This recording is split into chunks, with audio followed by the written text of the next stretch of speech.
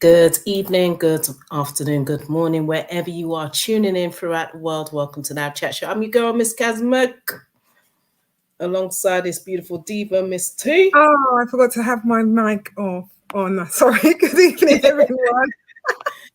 So, guys, this is the last show of 2022. And if you are watching this in the 2023, Happy New Year to you.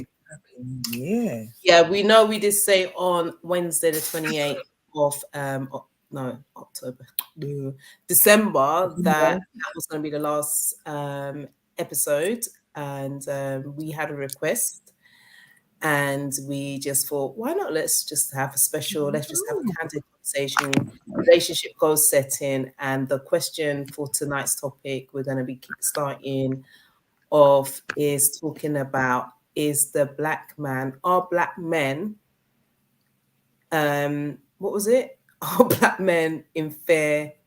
Are black men? Gosh, are black men in fear of rejection or oh mate, I can't even remember. Star. Let me just go. Are black men in fear of black women due to rejection? That was the key topic. We will write that in very shortly. So we want to hear from you. Let us know who's in the building. And if you are catching a replay, do also put in your comment as well, because we would love to hear from you. We would love to know who's in the village. And we just want to chop it up with everybody this evening. So if, like I said, if you're new to the channel, welcome on board, and make sure if you haven't subscribed to the channel, please ensure that you do subscribe. It's not going to cost you a penny. And please do like. So as you're here with us right now, and just press like. If you're watching by YouTube, of course, if you're watching by Facebook, by saying much, please do the same thing. And also, can you just send us a comment just to say hello? We like interaction. This is going to be an interactive conversation. May even share the link for some of you to come on and just chop it up with us as well, and bring your questions. We hope you got your popcorn and your drinks ready. I'm not gonna lie, I got my Baileys here, so I'm gonna get started on that in a bit, because I'm just gonna be listening and kind of like, I was gonna say make notes, but it don't even make sense. I'll just watch the replay. That's it really from my side. What about you, Miss T? What are you expecting to get from this conversation? Let me go and get a glass while you're talking. Okay, so what am I expecting to get from this conversation? I really would just like some clarity as to what the issues are, and for us to start talking about it and maybe get some healing, maybe some direction. It's a tough old world out there, and I just feel like things can be a lot better if we are communicating and we're talking about it. We're not always going to know what the issues are if we don't talk. And I'm not saying that, the topic at hand, there's going to be some people that agree, there's going to be some people that disagree. But come on and tell us why you disagree or why you agree, and let's see if we can find some solutions. I love that. So Valerie, hi. Hello, Valerie Thompson. Hi, Valerie. Welcome to Now Chat Show. What's your views? Do write your comment as well. Please, guys, make sure you come with your questions, as I mentioned before, because this is going to be an interactive conversation, and we would love your contribution. And like I said, depending on how many people actually joins on the live, we will potentially share the link. So if you can be looking respectful and joining tonight's conversation, that'd be great. Make sure you have your camera on, because if your camera not on, you're not coming on. We're not on putting people's voices. We want to see the people that we are talking to, if you wish to join in the conversation. But I would share the link in a bit. Before we get started, the time is now 8:05. And yes, as we know, it's the last Friday of 2022. So is everybody going out? What's the deal? We will be going out. We will be going over to, where are we going again? Hackney Social. Oh yeah, we're going to Hackney Social. So if you're young like us, we will be down there, so we can, who's going to be down there? I'm going to look for the event details so that I can share it. All I know is that there's going to be good people, there's going to be merriment and lots of fun. So that's why I'm going. Yes. So who do you know who was on the bill? No. Oh yeah, so it's Rampage is going to be there. You've got Daneo. Who else have we've got? Yeah, we've got Pharaoh G and so much more. So what I'm gonna do now, ladies and gentlemen, girls and boys, I'm going to pop that information in there for you. If you want to share where you're going, just in case anybody is looking for somewhere to go and they don't know where to go, that's the link for it. It's actually in the chat. So if you are looking for somewhere to go, I believe the tickets are like £22, I think. If Wow. people who We did tell them when they were £10. And to go out of a New Year's Eve, you know how it can be mega expensive. So even £22, it's not a oh bad deal. no, you know what? There's there's no more, there's no more tickets. I think what they've got is they've got like a they've now got a waiting list. The tickets are now £25 and it's a waiting list. So basically, yeah, I think they've reached capacity. I'm not sure, but they said during the waiting list. Mm-hmm. So when they say during the waiting list, what does that generally mean? It generally means that some people might decide that they Oh, want they're to not go going to go. somewhere else, and they Oh, have they might relinquish their ticket. And if you're in the queue to wait for that, you will get it. right, got you. Okay, all right. So there you had it, guys.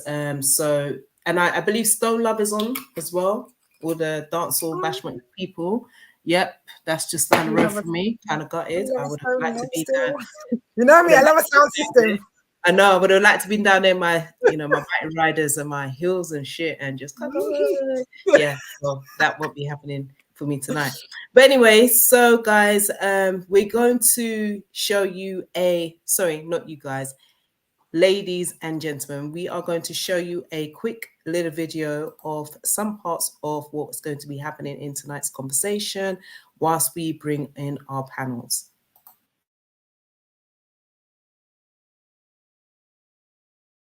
Before we started, we was wrapping up with you. You were saying basically there's an issue. We've got like about 10 minutes, yeah. About some of the Mansdem is having a little problem. Could you kind of expand, like, if you can just let those who are listening live and those who are catching a replay, let them know what's really going on in the streets. Okay, there are a few men, some amazing men that I do listen to and watch on YouTube. One of them is Andrew Tate. The other one is the late Kevin Samuels. Now, you know, these guys, when they talk facts, stats, you name it. Now, another guy called Jordan Peters. Now, right, yeah, this guy is he's a psychologist. He's very much out for men, encouraging men, and just basically just expressing the problems that we're having today with regards to relationships. And one thing he said that was shared in a mail group that I am in called Men Talking. He said that men these days are in fear, not lacking in confidence, in fear of approaching women. Now, that's a very strong way of saying that someone is very scared, in fear. I mean, that fear is very much a real image. Now, I'm like you guys. You know, I'm old school. Yeah, I'm into walking down the road, seeing a young lady. I'm a gentleman, so I'm not like I ain't not like, hey, girl, come here. You know what I mean? You know, nice, see, you know, my size. I wasn't that brother. You get me? Gentleman, you get me? And I don't know. I know they say that some women like more of the edgy guys. You know, what I mean, I'm just a gentle guy. So I said, listen, I had to come and talk to you, know, because boy, I just had to start off. Like, I might talk about something. I'm used to doing that. Approaching a lady. If I get rejected, I get rejected. That's just part of the game. You get me? Right? That was for me in the 90s. And that is not happening these days. It's more now, more online. People are speaking, which is cool. I don't have a problem with that. You can get into conversation, and if it goes well, then you make a date and you go and see that person. I'm now also used to doing that as well. But I have no issue approaching women on road and saying I had to come and talk to you. Although it's seldom used now these days. Not really something that's done a lot. But if you are in the right place, in the right time, whatever, you can do that, right? But they're not doing it. Guys are not doing that these days. They don't want to approach women. They're scared. They're frightened. But worse, they're in fear. But that's false evidence that parent to be real, because fear's not even a real thing. It's something that false evidence appearing real. Yeah. Right. Okay. But you say it's not real, but inside there it actually could be. I heard that, because I get that. You know, and we all go through some sort of fear or some kind of fear. Yeah, we've all experienced that, but it's not. That's a very heavy word to use, and I had to challenge the men and said, "Are you sure it's the word fear?" Yeah, that's a very intense word. So, are they feeling intimidated? Intimidated. They are scared of rejection. What man you know is scared of rejection? That to me was news. Yeah, but then I think it's society, how society's become. You know, like before, if you get rejected, you just take it as a little But now it's like but you know what it is? I think because we have become so, like men have become very emotional, like they're able to express their emotions, etc., a lot more than back in the days. Back in the days, they maybe will cover it up, etc. And also, I think as well, and I'm not coming for us women, but I think some of us women have made it really quite hard for some of the mans them because of our approach. If the man doesn't have a certain amount of money, or he's not looking a certain kind of way, or he doesn't push in a certain kind of whip, we more than likely will, kind of skin up our face, or do you know what I mean, kind of thing. It's just like women are becoming more masculine. Thank you. You hit the nail on the head. There's a lot of queens that are moving with masculine energy. Yeah, and I can't blame them. We need to wind it in. We need to be girly, I can't remember who I was speaking to. I was speaking to somebody, and they were just like talking about their partner and whatever. And I said, look, as a woman, you can get so much out of your man, but sometimes it's your approach. No, I'm gonna have no time for that rare-tear. And I'm thinking, but you're not gonna get the best out of your man if you're talking to your man in that way. Number one, just your approach. But I can understand why some women has become that way, because of the disappointment from a lot of men. So it's like we're kind of like all in a mess, because I feel like it's not just the man's them, it's the women as well. Why they're taking on that masculine energy, because the masculine energy that they thought they had in that man wasn't a masculine energy. The man was operating on some Ida energy. It wasn't even feminine. It's just like he weren't going with nothing. So it's like the woman has had to become this protector and everything. Since the second wave of feminism, which was engineered, things have turned around immensely. So that has to be a study first before we start kind of throwing darts out there. Okay. Good evening. Okay. All right. So how's everyone doing? Thank you for coming onto the platform this evening and this morning, this afternoon, wherever you are tuning in. So we have Josiah in the building. Big up yourself, King. Hey, how you doing? We have Charles in the building. Nice. We have Yvonne Michelle in the building. Come in. And we've got a couple more other people that's going to be joining us very shortly. And like I mentioned before, we will share the link should any of you wish to jump into the conversation.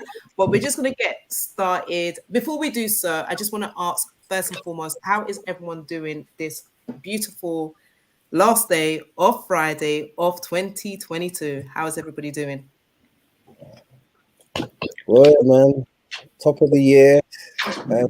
It's almost done, isn't it? It's just need to start the whole year again, the whole rotation again, January. So yeah, just doing well. I'm alive. I'm here. It's gonna be a good show. So yeah, amazing. And how are you, Josiah? How are you doing, King? I'm doing very well, thank you. Thanks for asking. I'm doing good. I'm settling back in now. I'm currently on break from work, and I just came from Jamaica around 4 days ago. So I was there for 11 days, so I'm still sort of in holiday mode right now. Oh, yeah, that's nice. So I can still feel the sun beating on me, even though it's not here. But yeah, I'm doing good. Whereabouts in Jamaica was you? So we was in Ochi. Oh, you're in the was in North Ochi. Coast. Yeah, but we went down to as far as Kingston and Bull Bay. So that's St. Thomas, I think. Yeah, St. Thomas. So, yeah. Okay, so did you go to see Burna Boy? I didn't. No, so he was on. No, so we were staying in Ochi, but Kingston was it's quite far It's away. a big distance. So Yeah. I drove to Kingston on a few days before Burna Boy, but it would have been a bit of a long one to Yeah. go back on the actual day. So we give that one a miss, to be fair. Yeah. Okay. And Yvonne Michelle, the Queen, how are you doing, Queen? Hey, I'm really well, thank you. Thank you for having me on. Yeah, I'm great.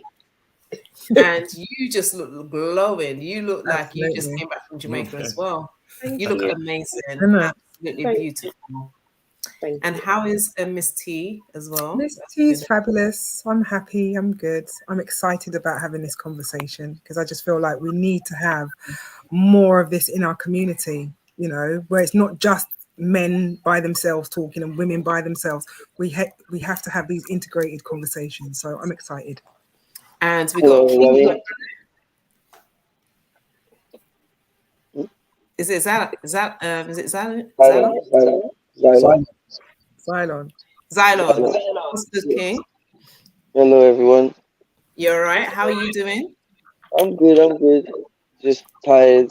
Been active all day.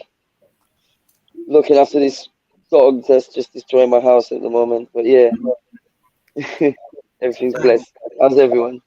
Everyone's good. So can I just ask you, sorry, I know this, I'm kind of like being straight away, but do you have a woman? First and foremost, let me just ask everyone, is everybody single or is everybody in like, are they in situationships or they're married? What's everybody's? Situations. Because some people are in situationships. I'm in a relationship. You're in a relationship? Yeah. I'm single. I'm in a relationship with myself. I like you. That's the thing, like me. I'm developing a relationship with myself as well. I'm looking for the relationship. You're looking. Okay, so you're on the hunt. Yeah. Okay. All right. And Yvonne? I am married to myself. Oh, jeez. Love it. I love that. Me too. I've got that. Oh my gosh. When's your birthday? Sorry, I'm getting gassed. Sorry. When's your birthday, Zara? 24th October. October. Okay. What's that? Is that Libran or Scorpio? Scorpio? Oh, Just got in. that's me as well. That's me. Sorry. Miss T, what's your situation? I would rather not say right now. Okay. Oh, Right. All right. Okay. So we're going to go straight into the conversation. Those who are tuning in and you're with us right now, we just showed a video which we had a quick conversation with Kels on Wednesday. Yeah. And he brought up the topic in regards to black men are in fear of black women due to rejection. So if you can elaborate a little bit more, obviously we had the video, but we just want to kind of like just hear it again from you, and then we can just all delve in and get involved in this conversation. Well, how it happened, as you can recall, was that you sent out some links. And I thought the link that you sent out was a program that you were going to do on that night. That it was for 2023 goals, financial goals, right? For 2023. So obviously this is now called 2023 relationships. So we're going into a new year of hopefully we can start up some better relationships, you know, for the future to come. And then realizing that it was for another show. And then that's how we got talking. You wanted me to open up a bit about it. And then that's when I then shared with you that it's been said that there are men today that have a fear of rejection of approaching women, and I discussed this in another group, which for me was shocking. I didn't know that it was to that extreme. To a point, I was against it, like saying, "What are you talking about?" Lacking in confidence. Yes, I can agree with that. Some of us need a bit of tips, need a bit of help, know how to talk to women, what to say, what not to say, blah blah blah. But a fear, that for me was like I needed to sit down and learn what's going on. And we discussed some more. Listen to Jordan Peters. He talks about it more. You know, he's a great guy when it comes to talking about relationships. And then also you're listening to other men that people may agree with or disagree with. Some things you take, some things you don't take. You know, of some few men that I actually did mention in that short video. But there is an issue that I thought was it's a massive issue in terms of the way how relationships are being dealt with these days in terms of dating. Unfortunately, marriages that are not quite working out, or the high expectations and blah blah blah. You know, there's all sorts of issues going on. But then to hear that men are now in a position of feeling rejected, or the fear of rejection for approaching a woman, that's a problem. For me, that needs to be discussed, because that word fear for me is like frightened, scared, that they just don't want to approach women. They'd rather just have their own relationship with themselves. Okay, maybe in another direction, another way, you know. So, you know, and then you guys got interested, and now here we are, you know, and then contacted a few people, and some amazing people on here. You know, Yvonne has her own show, successful, that, you know, she hasn't got on a panel on there. And then my friends over here, they've come on and said, yeah, I'd love to talk about this. And these guys are really clued up in the area. So that's how that came about. Okay. So what's everybody's views with regards to the topic? Do you agree with it or disagree? And if you disagree, give reason. And if you agree, then give your reason. Do you agree with what Kels is saying? So Yes. This man else talking then. Was it UX? Go. Okay. So I understand what Kel's saying, and I understand why some guys might have a fear of rejection. No one likes getting rejected in any aspect of life. And I think when I was a little bit younger, I probably was a bit scared of rejection approaching women. I didn't want to get knocked back. I didn't want to get embarrassed or laughed at, you know. But I think in this day and age, you can't have a fear of approaching anyone. You know, if you're trying to talk to someone and you're being respectful, then I think you shouldn't have a fear of that. You know, if you're doing something that you shouldn't be, then yeah, you should have a fear. But just genuinely approaching a female, I can't see why nowadays there is why guys would have a fear. To be honest, I'm sort of siding with Kel on that one. Kel's, it's a bit strange now. And I know there's things like group chats and girls who will try and out a guy or make a guy look silly if approach is wrong. But I think if they approach correctly, then they shouldn't have a worry. And that's the sort of lane I go down. Okay, what about you, Ed? I don't know. I'm a bit on the fence on that one, because like that's one of the reasons why I'm here, because I find this whole thing very interesting. I take myself, for example, like social media, like and dating apps does not work for me. It's just no matter what I do, it just does not work. My type of personality doesn't work. I don't like texting. I don't come across. I don't know. It's hard for me to express myself via text message, especially when people make the profiles so difficult to approach in the first place. You know what I mean? So that knocks down like I'd say lesser men, because I'm in touch with myself and I know what I'm worth in my confidence levels and whatnot. But not many people are where I am. So they will feel a certain type of way when a woman says, oh yeah, like be more creative when you contact me. If you just come out with hello, hi, then keep it moving. It's like, how are you supposed to start a conversation with a random person without it being hello, hi? You know what I'm saying? It's like, what do you want me to say? And then to me, I'm a social experiment kind of guy. So I go in and I make random profiles, some of them absurd as hell. And it's the absurd profiles that get the attention.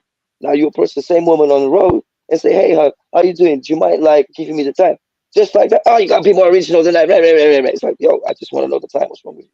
You know what I'm saying? So that knocks down lesser men, yeah, in their confidence levels, which makes them scared of rejection. And then COVID come and made everyone just basically live on their phones. Like I had a couple of people come over the house yesterday, and I actually said, like, you lot, what's wrong with you? So you leave your houses to come to my house and sit down on your phones in silence. The fuck is wrong with you? Sorry, pardon my language. Fine, we're grown. You know what I mean? So it's like, oh no, but it's just like, it's better in company. It's like, shut your mouth. Don't even open your mouth if you're gonna say something stupid like that. Get out of my house. Like, you know what I'm saying? Like, go home. You know what I mean? Like, if you want to come to mingle with people, you gotta be social. You know what I mean? Like, and COVID's just made everyone live in their phones. You approach someone on the street, they say chivalry is dead. Why is chivalry dead? Because I opened the door for you. You say I can open my own door. You try to pay for something, I can pay for my own meal. You know what I'm saying? You give a compliment, stop being cheesy. You know what I'm saying? It's like you get shut down at every single corner. So what do you ladies say to that? Like, So I went I went out recently. Everything that you said so far, I can absolutely understand, because when I was looking at like dating and stuff like that, and my cousin put some dating apps on my phone, and I was absolutely overwhelmed, because I just didn't understand on a day-to-day basis. I'm a very friendly, approachable person. I love speaking to people, and I will talk to anybody. But if I go out somewhere and I'm with friends or whatever and I'm enjoying myself, I'm very conscious that nobody will come and speak to me. And I'm actually waiting because I want to speak to somebody and they're not forthcoming. And actually, I went out a few weeks ago and I think I was in a group of people and we were just, talking and stuff. And somebody paid me a compliment and I was like, wow, thank you so much. That's really lovely. And then actually, because I think the way I responded, loads of men that were around actually came out and said, oh, you're really lovely, like your dress and da, da, da. And we had some really nice conversations and I was shocked, but it took one person to make the compliment, to hear my response and how I was as a person, to then carry on. Do you see what I mean? And I thought that it was nice because it was a very sociable atmosphere and I enjoyed that. But in general, when I go out, people make a lot of assumptions. And I've said previously to some of my girlfriends, like, why don't guys approach? Why don't they ask you for a dance? I've been in a relationship for like 20 years. So coming out now, it's like, what's going on? And I was told it was my energy, that I'm not approachable. And I'm like, absolutely not. That's not true. I know myself and I know that I'm a friendly, kind person. So, and I smile a lot. There's people, when you go out, you can see that they've got defense mechanisms up. If their face is not in their phone, then their face looks like, don't talk to me. And I know that I don't have that kind of face. So, but I feel that the social media and the phone, I literally just said it a few minutes ago, that when you go anywhere, even families going out to eat for a meal, they're all sitting silently on their phones. What is that all about? Why come out? So I agree.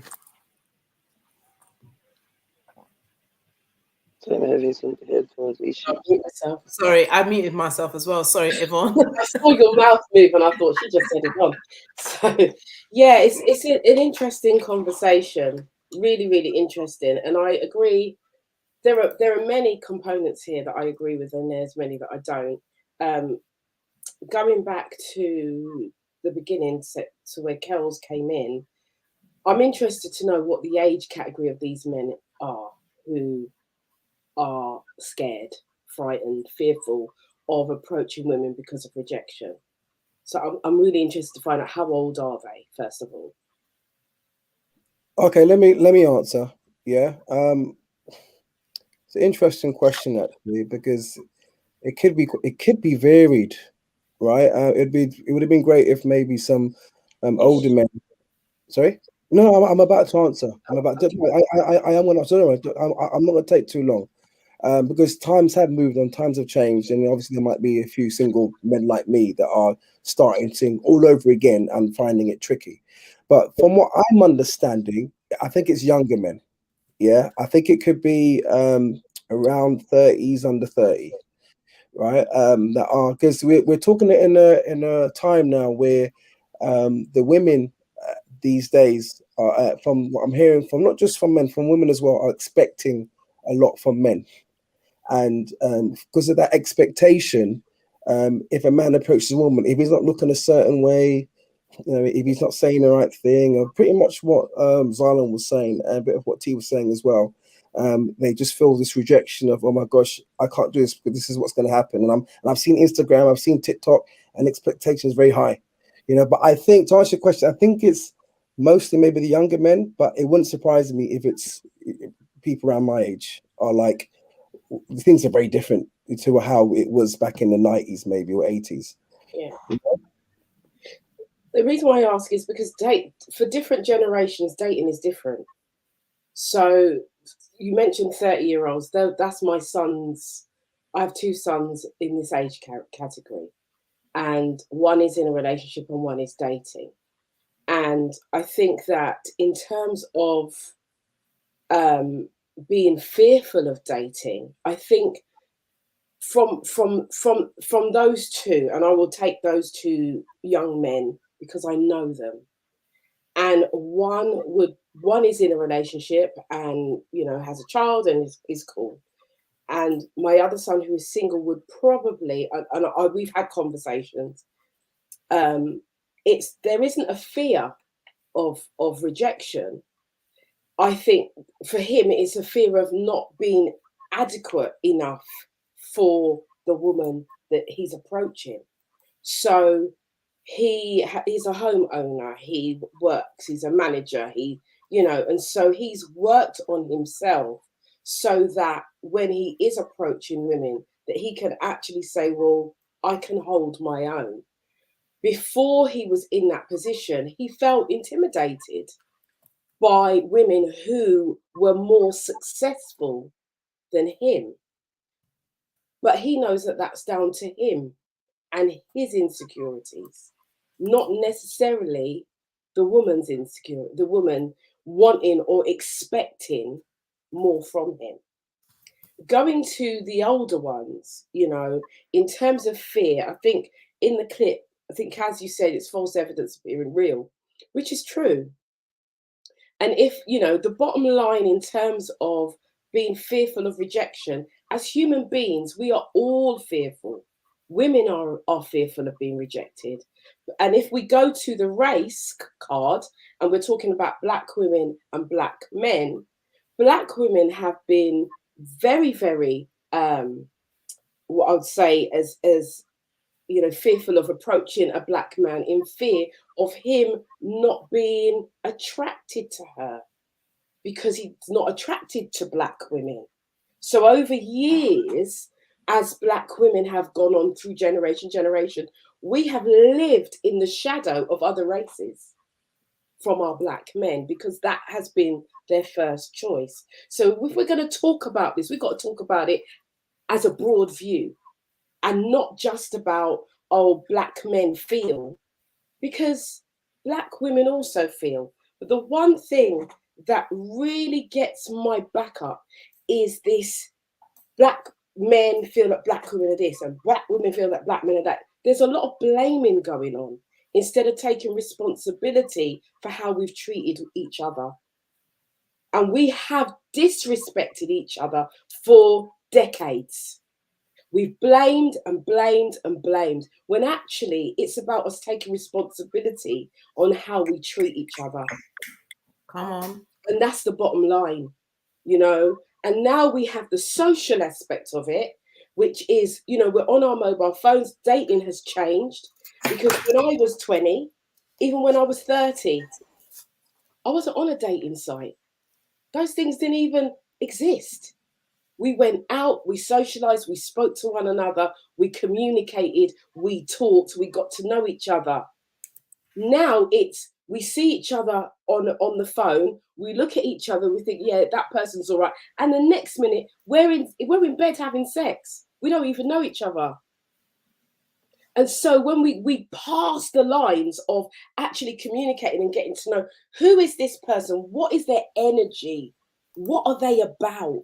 And then we get into these relationships and then we hate each other. And this is the problem. So we can talk about how we, are we intimidated of rejection? Fundamentally, as human beings, we are all scared of rejection. None of us want to be rejected. A woman doesn't want to ask a man to dance in a dance in case he says no.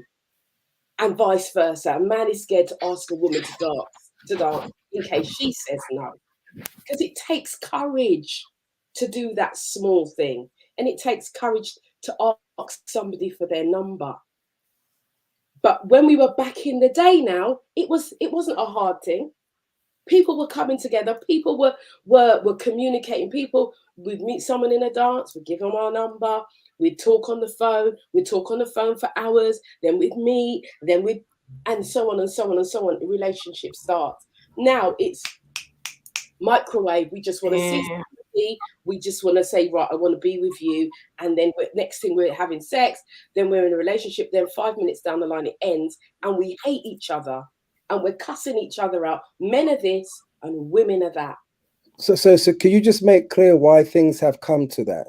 Because you were saying that your sons, they're around the age of 30 and they haven't really experienced that. But yet back in the day, we were not experiencing that. We were just doing it. But now things have now come to a head where these things are happening, you know, where it's just say a few things on the phone, whatever, next minute you're having sex or they're having problems here, there. What is the real, so some kind of clear, what is the real issue here? You know, why has it come to it? Oh, sorry, unrealistic expectation. We are seeing so much on social media, so much on TV that's unrealistic. So the younger ones see what they see. My son will see what he sees and will see, you know, that the thought is, well, she's nice, I'll meet her and I'll go out with her and it will all come together really quickly. It's unrealistic because we're not getting to know each other. Whereas back in the day when we were talking to each other more, as Xylon said, you know, you can have people come around your house and everyone's on their phone. No one's talking. No one's having that eye-to-eye contact. Nobody's really getting to know who the person is at their core because we don't really actually want to know. We just want somebody that looks good on our arm or somebody that improves our social status. And Right. that's what it's more about these days. It's not about coming together and working on something and building something and growing and raising a family, because that's quite outdated and it's quite boring, supposedly. So just so I'm just more clear. So were your sons also experiencing the hardship of these days, or they weren't experiencing rejection? Just so, yeah. What was that again with your sons? My sons have both of them have experienced rejection. Okay. Whether they've approached a girl and she's not interested, or you know they've gone out and you know they want to dance and someone said no, but equally they have rejected too. Yeah. Because we have to be at a place where we have to be honest with ourselves. So if you approach me and I don't find you attractive, you're not my type, or you know whatever, am I supposed to say to you, oh, let's go out just to help boost your ego? No, you have to be strong enough to be able to withstand that, and it's vice versa. As I said, you know, it's not everybody you see that they're going to fancy you. You must be able to say, well, thank you, but no thanks, and be able, as a person, be able to take that on board and just keep it moving.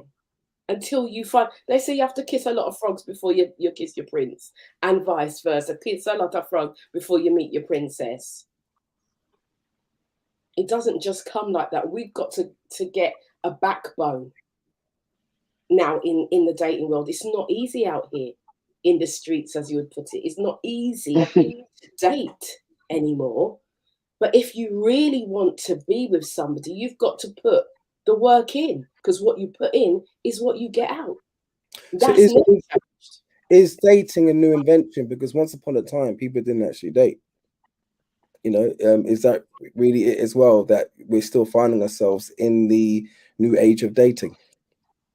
Well, that question, Kels, I can't really answer, because from I, Barn and Grow, dating has always been there. I have not known life without dating. So I can't talk for what was. I can only talk about what is and how it's changed. Like kind of going back to the 50s with that one. I mean, like, But serenades anymore. Like, I mean, we grew up in the 80s and the 90s. So. Do you know what I mean? So. But is it in the 50s though? Going back to what you're saying. No, he like that comment, like what I got from that comment is like you're going back to the 50s, like yes, back in our grandparents' times, you never dated, you courted. I was about to say, you went there, you knocked on the door, you serenaded, you know, you bought the dad flowers, not the woman. You know what I'm saying? Like, but then the 80s, the 90s come where we come out, like you had to like go out with the girl for like 6 months to a year before you could actually propose and shit. Like, You know what I'm saying? You don't get invited to come meet the parents at least 6 months in, because you need to know it's real. Like, you know what I'm saying? And then this new age came in. The millennium bug hit the people's brains, not the computers. Like since the 2000s, I'd say since 2010 upwards, shit just went downhill. I think it went before that. I think it's way before Mm. 2010. It's been from since like we've had like the Facebook, social media interaction. Do you get what I'm saying? Because I think that just kind of like shifted everything. That's like 2007 then 2008. That's when social media really started to come Yeah, alive. exactly. But them times there, that's when people would start sliding in your DMs. Smartphones. There. Do you get what I'm saying? And then you start linking, because the world just became like, you know, it was just open to everybody. And then it kind of go. Do you understand what I'm saying? So I think that's where I think everything kind of shifted. But then at the same time, going back to what Yvonne was saying, in terms of like when my parents, as I always remember, my parents are still together, and they've always been together. Like I've not seen anything else other than my parents being together. But at the same time, there was a level of courtship going on there, and there was a level of the parents and having a respect for the parents and all that. Nowadays, you're getting man them want to thump down the dad of the girl. Do you understand what I'm saying? It's like, you know, man's just trying to, you know, go for the girl's man and just, you know, all being disrespectful. There's all of that that's been kind of like thrown out the window. And also, I'm finding as well that it is like we have become like a microwave system, you know, like we're all on this, you know, relationship goals and, you know, black love and everything else, but you can't have all of these things if you don't even love yourself. You know, and I think that's where the problem is. A lot of people are actually getting with other people, and people do not even love themselves. They haven't faced their mummy and daddy issues that they've got going on within themselves, and then they're attaching themselves, their whole self, with somebody else. Then they're making children, and you're going to have children going through that, and that's what's basically continuous. So we're continuing like a trauma, and then we just think, oh my gosh, we're a mess, and then we're saying it's just a black community. It's not just a black community; it's everywhere. Well, I think the question I didn't have to ask really is a lot of times we say that we're living in a big brother state or nanny state. It seems as though certain things have been invented or put in place to shape the times that are coming, or we are here right now. It's actually like it's like a force of, not even a force of nature. They've actually just forced upon these new things, like it's some kind of experiment or something. Because we're saying that something was working quite good before, or very well before in terms of courting. All of a sudden, we're now in the age of dating, and we know how that's going on. It's not going on very well now because there's these expectations, you know, of how you want those dates to be. And if you're like especially what they're now saying is that if you ask somebody, if you hollered at them, then you're really meant to be the person that will take care of the dates. I've had women where they holler at me and they're expecting me to take them out. And it's like, it's not supposed to work like that way anymore. No, traditionally speaking, you're meant to be doing that. So it's like they want to lend themselves back to the 1950s or whatever it is, but they want, you know, you to do everything, even though they are claiming for equal rights. It's very mixed up now.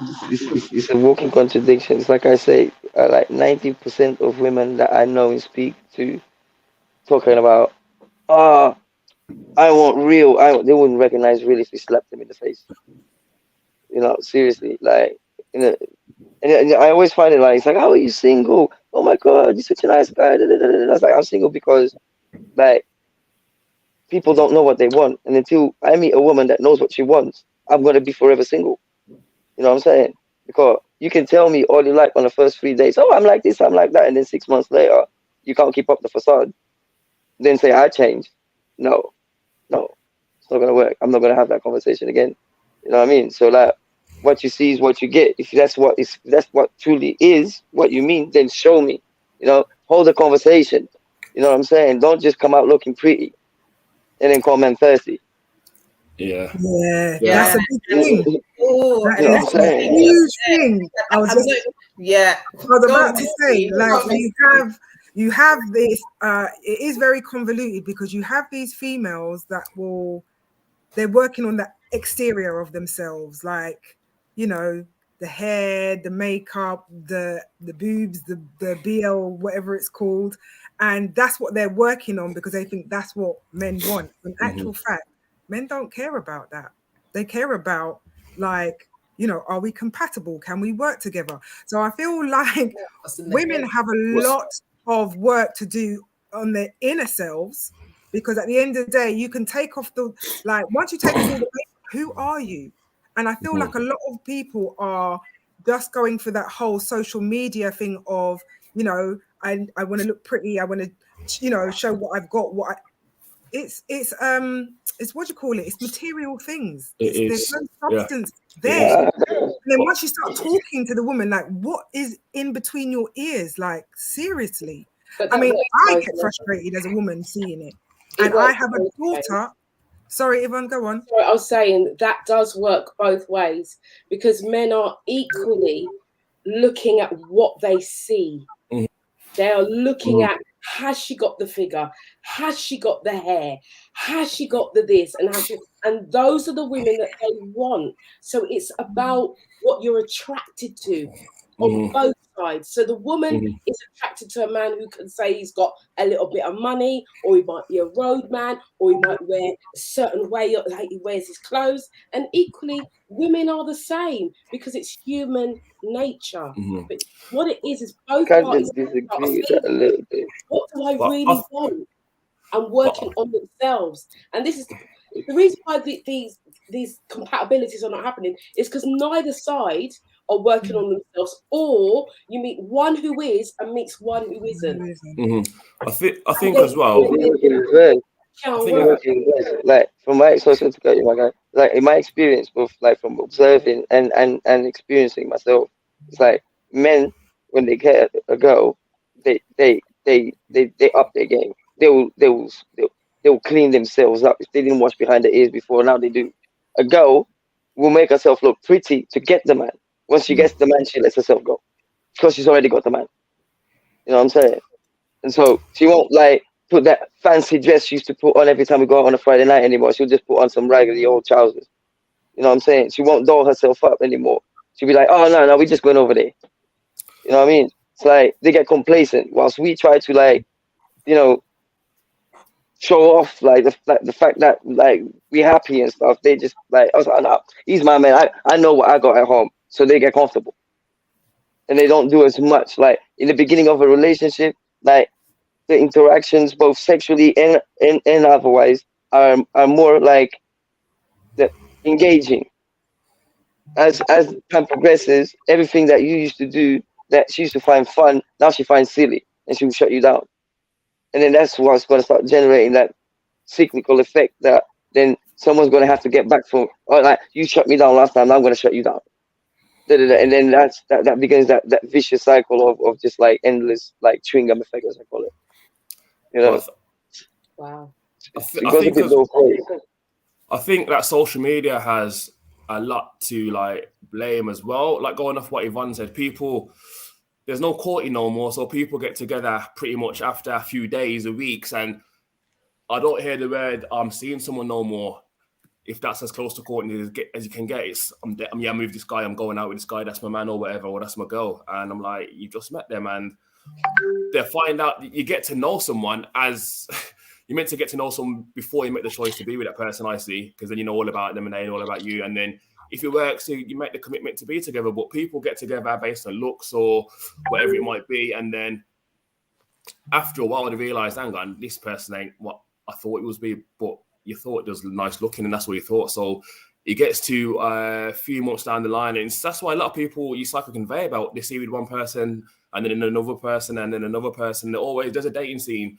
It's very fast at the moment because people, they see what they like and yeah, that's good enough for me. Yeah, how much money does he make? Yeah, okay, I'll go with him through dates. And they find out the guy's a dickhead. I think she tells their mates, this guy's an idiot. Then honeymoon period. You know what I mean? So I think there's no like courting, like you don't get to know a person. And I think it's because, not just to blame females, I think guys, they see a girl that's got a nice shape and think, yeah, I like her. So they'll date her or try to speak to her, then they think, oh, now she's a bit boring or she's a bit this, and then they'll go to another one. And then girls, they see a guy especially on social media, we've got shows like Love Island where it's a bunch of pretty people and they choose the prettiest people to go out with, and you'll get hashtag couple goals, or I want to be like them, and I want to be like them, and I want to be like this, and then you see it on social media, people be like, "Oh, they're a good-looking couple." Like that's the only thing important. You know what I mean? And I think now the first thing people ask are, "What does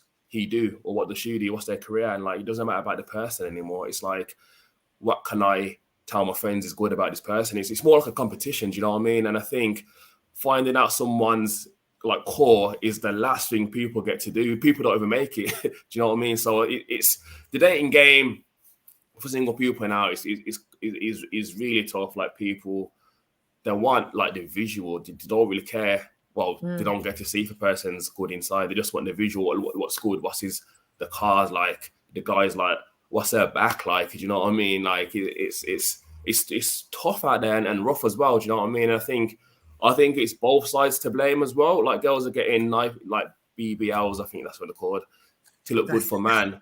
Because I went out to a club. I'm a bit old for the club now, but I went out to a club. Like, I go to bars, but I went out to a club probably about a year ago, and wow, it was not like when I used to go out. And it's about people buying champagne, guys posing, guys on tables buying the more champagne they can get, and girls hovering around to get pics. And the girls that get pics, they got the look up with the BBLs and the big lips, and other girls think, I want to be like that, but they're not realizing they're getting picked for one thing only. But I think girls think that's the look.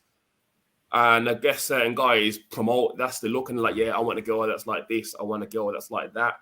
And girls, well, women, not girls, some women seem to believe that and go for that. And guys think they promote and boast about they want a girl that looks a certain way. But that's why even the people that come on these celebrity shows, the relationships are done fast, because it's like, wow, there's no substance there. It's all superficial. So, superficial, exactly, yeah. And I think it's hard to even on dating apps, you're allowed, it's permitted you talking to several. I used to use them, and you talk to several people at one time, and you can date all of them if you want. But you're dating all of them, you're not going to get to know all of them. Yeah, it's just very fast, very very quick, and it's fun, but you don't really get to find someone and have a deep level of don't get to scratch beneath the surface, I'd say, because it's hard to get to someone's like inner personality when you just go into a restaurant and she's taking pictures or you're taking pictures and you don't really know what the person's all about. It's very superficial, I'd say. Yeah. So basically what I'm kind of getting from everybody is that it's because we're in a new age in terms of when it comes to dating and everything else, and we have a lot of it is to blame for how things has changed drastically and how superficial it's become is because of the social media aspect. Everything's just not appearing to be real realistically, and everybody's kind of like going for the same thing in terms of the imagery that they want, even in like men, even girls. I mean, women, you know, we want the guy that looks buff and all of that kind of stuff. Do you get what I'm saying? As well as the man wants the woman to look like a Kim Kardashian and all that kind of thing. But we're equally all kind of like under illusion that is not really realistic. There's no substance, there's no foundation to it. Do you know what I mean? It's more about how does it look on the outside rather than can you and that person really kind of growing together. And something that just came to my mind whilst you were speaking, Josiah, was what happened to couples growing and building together? Like that just seems to have just like disappeared. Do you get what I'm saying? Like no one's really having those kind of real conversation. It's like if you meet somebody and they don't have pushing a big merch, or they don't have their own house, or they're not earning a certain amount of money, there's no more of that kind of conversation of let's build together. What do we need to now do to be able to achieve X? It's more so we would do that if we want to say like have this bossy kind of wedding. Yeah. You know, like when I hear people say that they're spending all this crazy money for a wedding, and that's no disrespect to anybody that has done that. Good for you. You can afford it, then great. But in my mind, me personally, if I'm living in social property, I'm not going to spend 250,000 on a wedding when I'm living in social property. I'm seeing that. Why can't we just go and get a crib? Like, let's buy a get a property. Yeah. But people's mindset is everything is for that one day, for look, and I'm baffled. Yeah. I just need someone to make that make sense for me. Yeah. Guys, at the moment, people are not even getting married. It's on the decline. Yeah, but some people who are getting married, babe, they are doing that mad thing as well. It's a lot of money as well. It's a hell of a lot of money. Like for one day. And some people are divorced or separated, and they're still up here for it. Yeah. Yvonne, you was going to say something. I think you're on mute, babe. You're on mute. I think we should just unmute, but if we can hear like feedback, then just mute yourself. Okay. Yeah. So there are different types of people who want different types of things. And so you have those people who are in relationships. I mean, my daughter is 20, she's just turned 24, so her friend is 23, who's just got married. Nice wedding. Simple. She's working, he's working. They came together, their families came together, and they made a decision as to the budget. They've got married, they've bought their first home, and they've moved in. All in the space of 6 months. Right? Wow. Yeah. Say that again. Sorry, I got distracted. I was trying to multitask. So I was talking about my daughter's friend who just got married. They were together for 6 months, decided to get married. They've bought their house, they've had a nice small wedding, and now they're living in their lovely home. So I think that there are, and that's a 23, 24-year-old couple. Mindset. Absolutely. It's Mindset. Absolutely about the mindset. So, you know, the thing is, you've got people, when you see people getting married and they're spending £250,000 on their wedding, they may have it. And if they have, fair play to them, good luck to them. If they haven't, they're flossing. And is the marriage going to last? Probably not, because the intention is not right. The intention is not for longevity. The intention is about the day.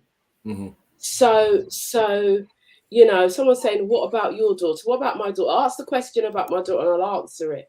So I say this to say that there are different types of people in the world, and we are all looking for relationship.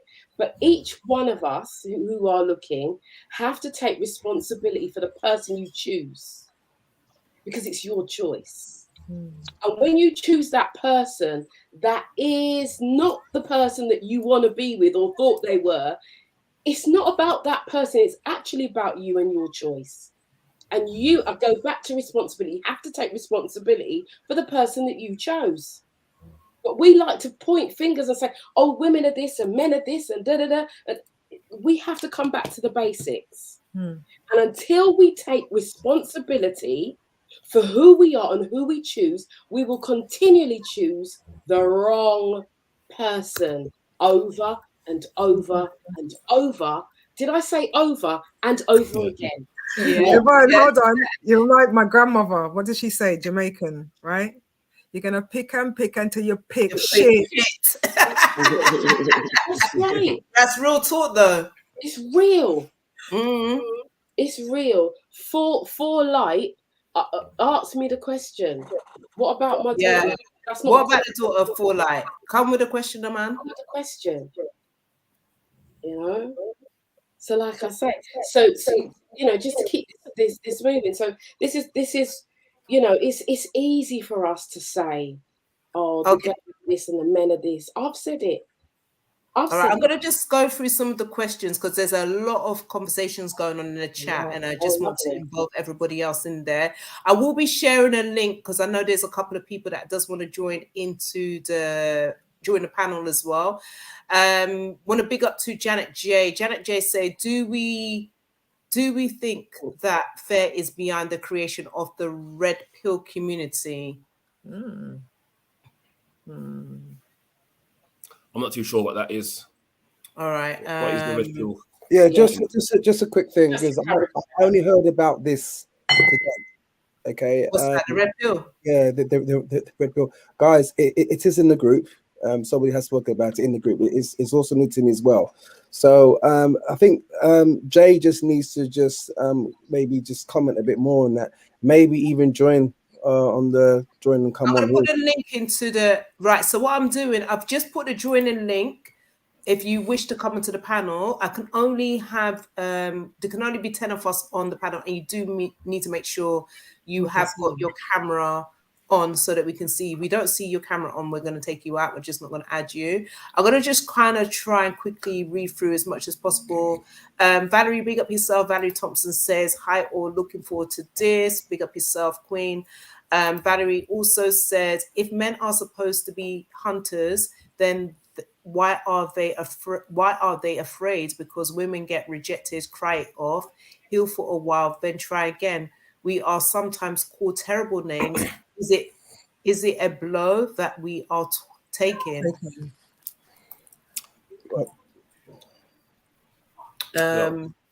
She also says the hunter stereotype from them.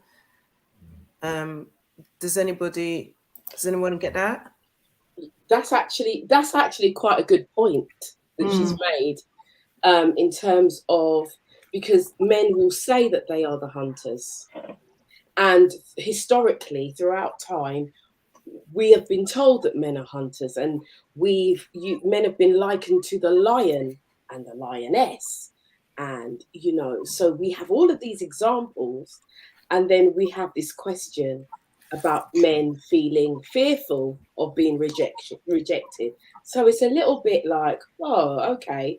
So I think that's a very, very good point that she's made, and a very good question, that could throw out to the men, because, if you are the hunters, then... Let me respond to that. Let me respond to that, because as I said before, that I'm from the 90s. So me going on road and talking to women and getting rejected was normal. Right now, I think Yvonne, you said this, that if you're in a dance, and we know this, especially the scrubber dubber days, right? Okay, where the men say it like it is, okay, but women were waiting for men to ask them for a dance. That was tradition, and it was a lovely tradition, because that's my older brother's time. So women would just wait there gracefully, looking nice, and a man would come and ask for a dance. Oh, thank you very much, and they come and dance. Yeah, whatever you want to do, right? Salsa, same thing. Bachata, same thing. Kuzumba, same thing. They are traditions of when a man would ask a woman. They were nice and rosy and flowery times. Now we come into these times where we're now hearing the opposite thing. That's why I'm saying to you, I'm just as surprised. I was shocked to a point. I'm like, what are you talking about? Men being rejected. And then it was a few guys had to say to me, yeah, this is what's happening now. Hence, we're having this discussion. So yes, the men are supposed to be the hunters. They're the ones that are supposed to be leading and going forward and putting their hand out. And a woman says, and they reach their hand out, and then you have a dance. That's what I understand, and that's what I go with. But apparently, that's not the case anymore. And we actually have been unraveling. We've been undressing the issues. If it's technology, if it's digital, if it's modern age, if it was courting, now it's dating, now it's like, equal rights. Oh no, it's not. We still want tradition still, even though we want you to still pay. That mean Dutch, no. That actually, I want a cab to the restaurant. Actually, no, give me, either pick me up or get me Uber there. This is what's happening. I mean, in terms of what I've actually, so let me not go away from the point. Point is this, is that yes, Valerie, very true. In terms of rejection, from what I understood, men were the ones that were being rejected, and they just get up and go again. In terms of women being rejected, that for me, from what I understood, women don't like rejection, so they're not going to put themselves forward. If they don't get asked, they don't get asked, and they just leave it be. If they do get asked, that's great, and maybe they might even problem solve why they weren't asked. I'm not too sure, but things have definitely changed now. That's what I'm saying. Okay. Anybody else wants to add to Valerie Thompson's question? Point, should I say? I think, men's supposed to be the hunter, but I think now you get a lot of women that are like successful. They're really successful. You get a lot of women that are more successful than men. So I think men can get fearful of approaching a woman that's doing really good. Because they might think, what have they got to offer that woman? She might look at him and think, they might do. Do you know what I mean? Like, you see, before when I was growing up, it was always guys that had big whips only, and girls love that. But now I see more girls with big whips, you know what I mean? And I think I don't get intimidated by that, but I hear guys who think, "Oh, what's she doing? I can't move to that." You know what I mean? I think guys get put off and they get a bit fearful because I think they can't value or give nothing of value to her, even though they could be the best guy for her, but because of what they see, maybe what they see on certain channels, they think, well, I can't move, I can't go to it. I ain't got this, I ain't got that. But that could be the best. They could be compatible, but he will put it in his own head. He can't talk to her. Maybe the way she looks, do you know what I mean? Maybe the way she dresses, gives off a certain image, and I think that's what makes certain guys fearful as well. So I think Not just that, it's other people as well. Like it's like back in the day, people would be happy for you. Like you show a picture of someone that you date in, they're pretty, they're hot, they're both male and female, right? They'll be like, oh yeah, well he's pretty or she's pretty. I'm so happy for you. Nowadays, it's like, oh, don't you think you're punching a bit above your weight? You know what I'm saying? So like the people around you as well, they don't contribute to your confidence levels. They will do anything. Every comment that comes out their mouth is to bring you down, and they hide it under the guise of just being honest, or you know what I mean, like just calling it how it is. It's like no, it's like there's filters nowadays. There's this, there's that. You know what I mean? Anyone can make themselves look pretty. You know what I mean? It's the norm now. We gone back to the 80s where we're living in a gym community. Like if you don't have a gym membership and you don't bust your squats and you don't do your cardio, then you know what? You know what I'm saying? Everyone's looking after their body. Everyone wants to look pain. So if that's the goal, then go with it. Don't pick and choose what you want to go for. Like, you know what I'm saying? So like if you pay for £60 a month to go make your body look that hot, then you're not punching above your weight because that person's doing the same thing. You know what I mean? Like be happy for your friend. Just because you can't get a girl or a guy like that, don't hate on someone who can. You know what I mean? And a lot of that pulls people off. Yeah. Just a quick thing. It's what Valerie says next. Also, is it the fear that makes them beeline for white women? I'm not too sure if that's another subject. I just thought let me just say that. I mean, that is something to talk about, but I think everyone's experiencing that thing today, be it black, white, Indian, Chinese. I don't think people are hopping or jumping ship and thinking because they're not, it's not great with black women, they're now going with white women, because I think they might experience the same thing, maybe from a different textual angle, whatever. But so I think that might be another subject, possibly. I'm just putting it out there. Say that again. Sorry, I'm just baffled. Yeah, like my head just went. How are you saying that, bruv? Sorry, can you just give me that in layman terms, please? I beg. Well, did nobody sorry, Kels. Nobody got that. I didn't get that. I saw what Valerie put out there. Valerie put up also, is it the fear that makes them beeline for white women? And I'm saying I don't think that is what we're talking about. No, but I think all right, carry on. Sorry. I don't know. I think there is an element. There is because I've heard it, Kels. I've heard over the years that black men will take white women because they're easier to manage, and they're more flexible and they're more approachable. And I was reading an article. Sorry, I was reading an article in Essence. I think it was like dated 2020 or something like that. While I was doing some research, they were saying like like the other race, they're a lot more fun. They're a lot more flexible. Whereas with us as black women, we're not fun. We're not flexible. We're not forthcoming. We're not all of these areas which us black women are. Do you know what I mean? I feel that it's just an excuse. Just say be with a white woman, and that's all right. No, God, I'm there. I understand what you're saying. What I'm saying to you is that this conversation spiraled by Jordan Peters bringing up this issue here. It wasn't a black man that did it. Jordan Peters did it and said that it's something that's across the board. That's what I'm saying. I don't think it's a racial issue per se. I think there's some element to it, but I think everybody is this is an experience that we're all experiencing, maybe from different angles or different dynamics. I don't think it's down to particularly racial issue. That's what I'm saying. because Jordan Peters, once again, he's the one that brought this up, and that's where that discussion started from. To then for it to be leaded on here, so he has a lot to say in this area that men are experiencing this in general for today. What with the rejection? Yes, it's not just black men; it's all men. It's all men. But then, okay, I'm confused because I thought like there's a gentleman in the comments at the moment, and I feel like he's very much in touch with the manosphere.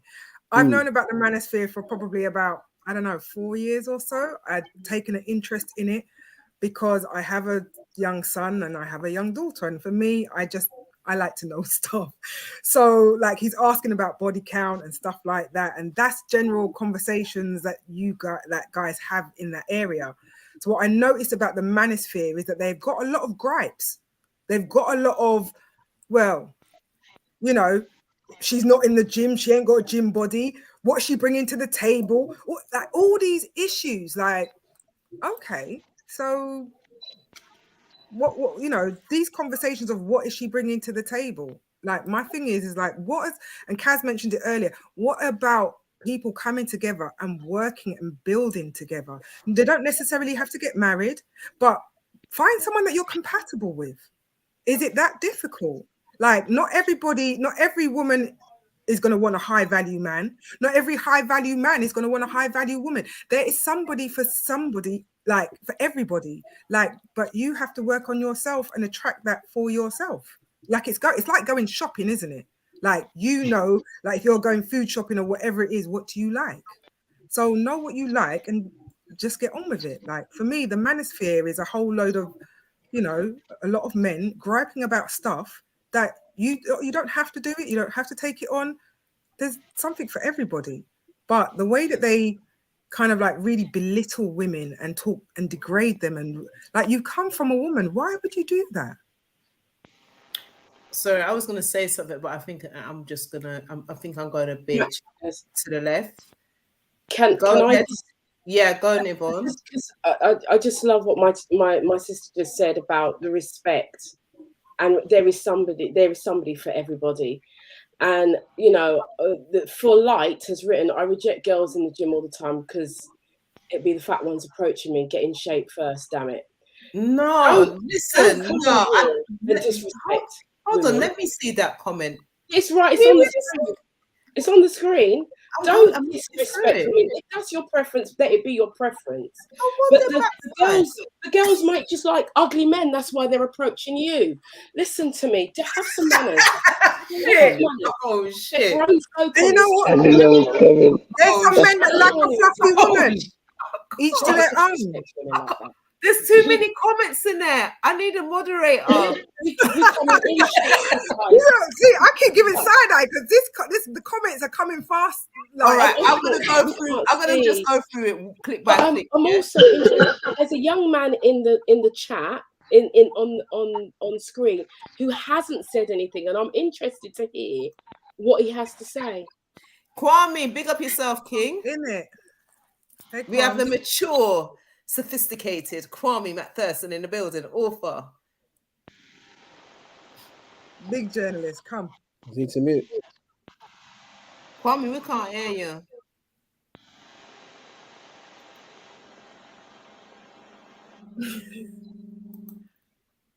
Okay. Oh, Kwame, he's not coming. We can't hear you, Kwame. I think he's just frozen. Just frozen. Frozen. Never mind. I was really interested to hear. Yeah, he looks like he's frozen. He hasn't been able to say anything.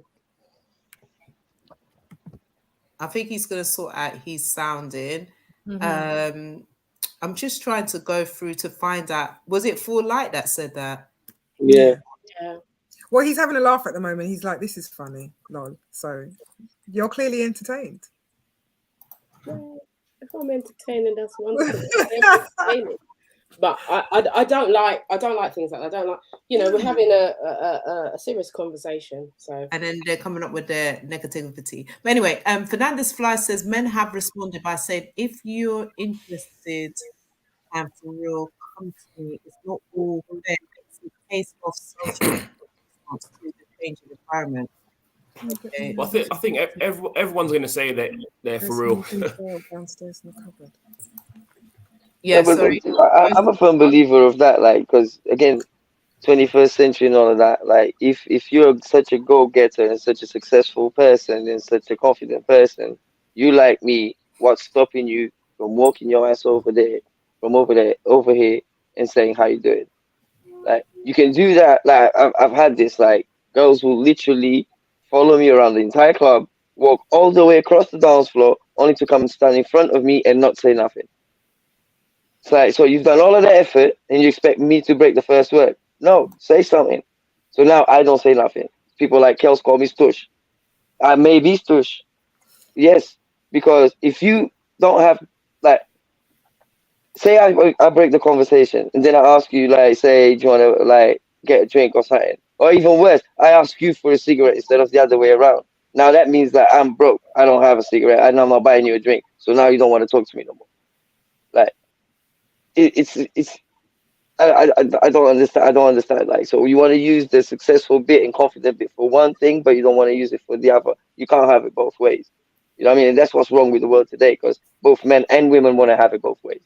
They want a freak in the sheets, but a lady in the streets. Can't have it like that.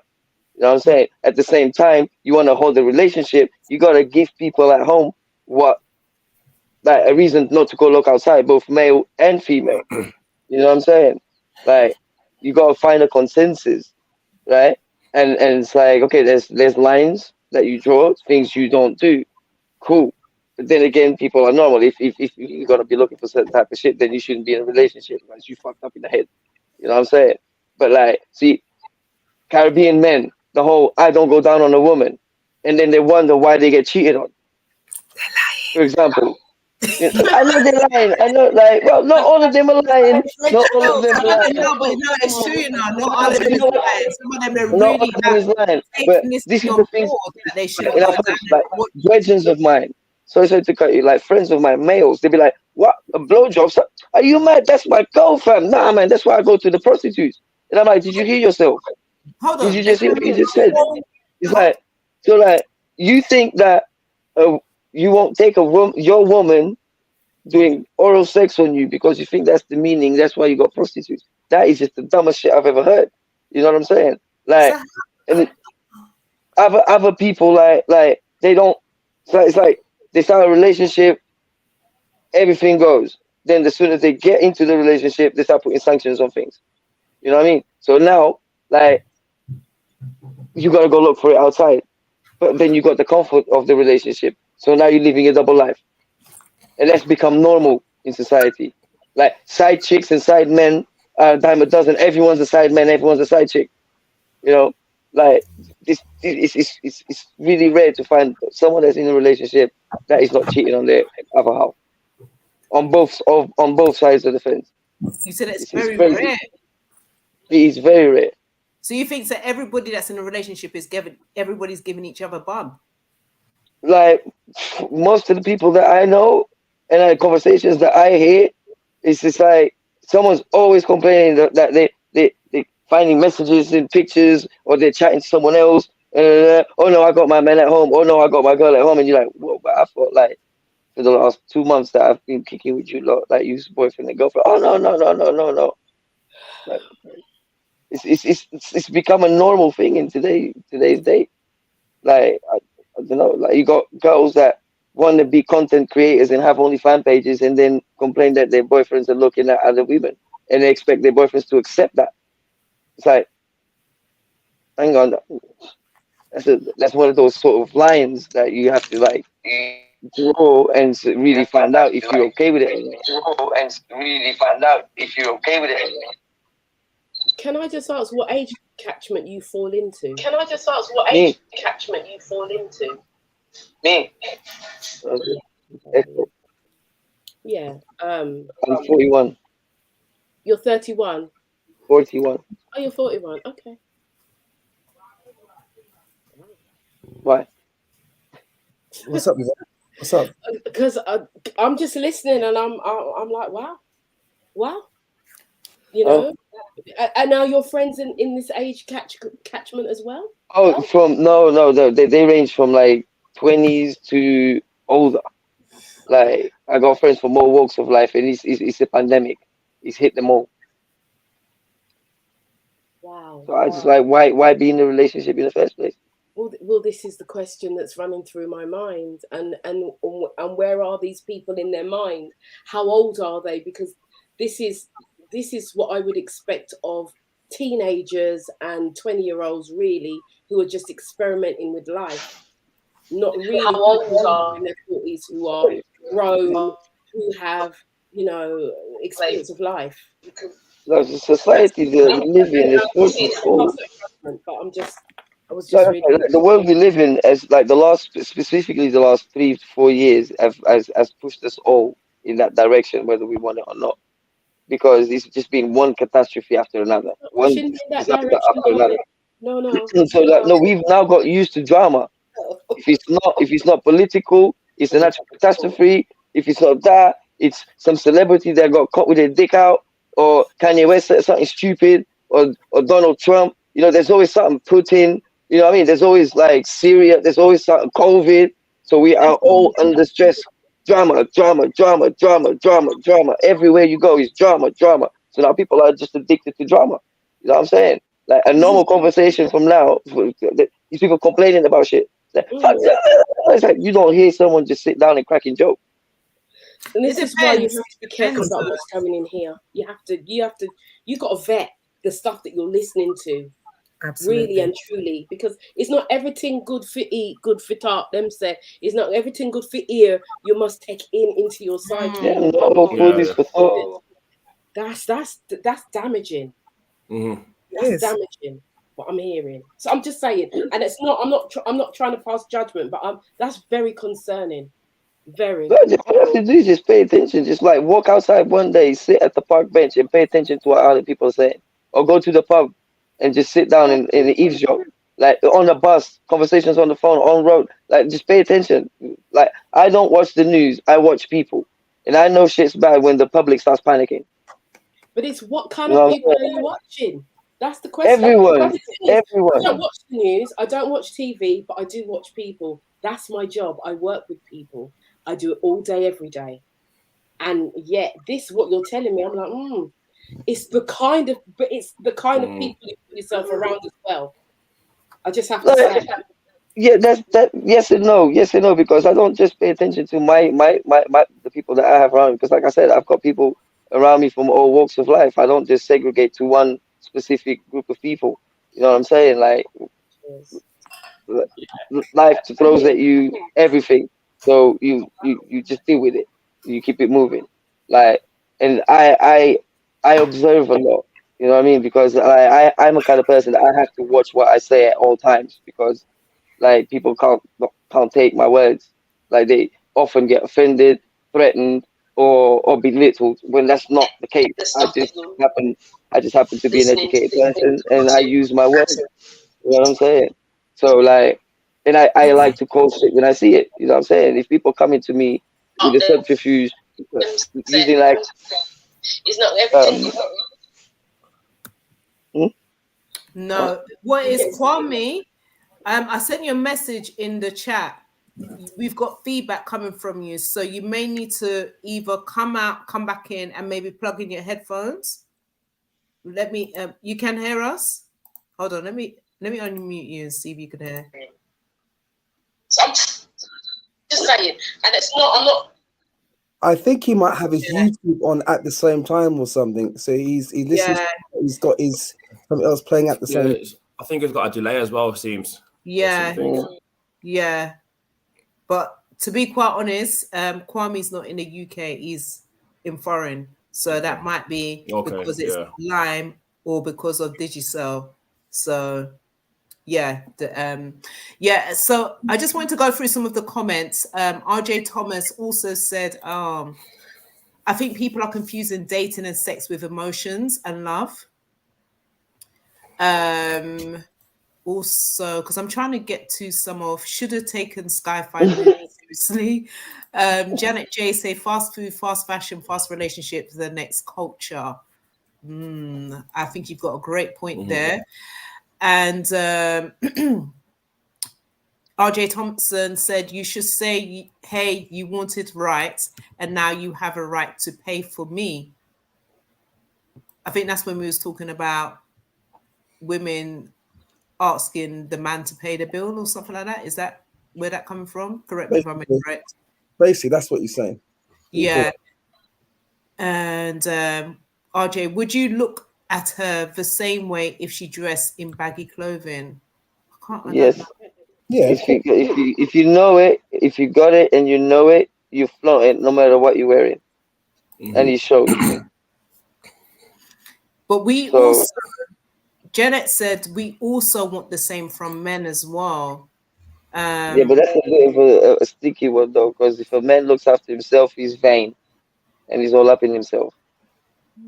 Well, I think it depends Or on in what my case, you or in do. my case, in social media, called the catfish. But I think that's probably certain types of girls that say that. Do you know what I mean? I think Yeah, I think it's down to that's the individuals playing. I think you can't blanket every girl or female woman. You know what I mean, like that.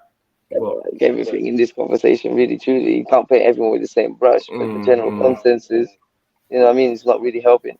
yeah, The scales are tipping heavily towards one side. Okay, Rosie Palmer, she said at 8:47, I think working on ourselves is not specific to any gender. Um, we need men to open up some during dates too. I think opening up, to open up, you got to make yourself vulnerable.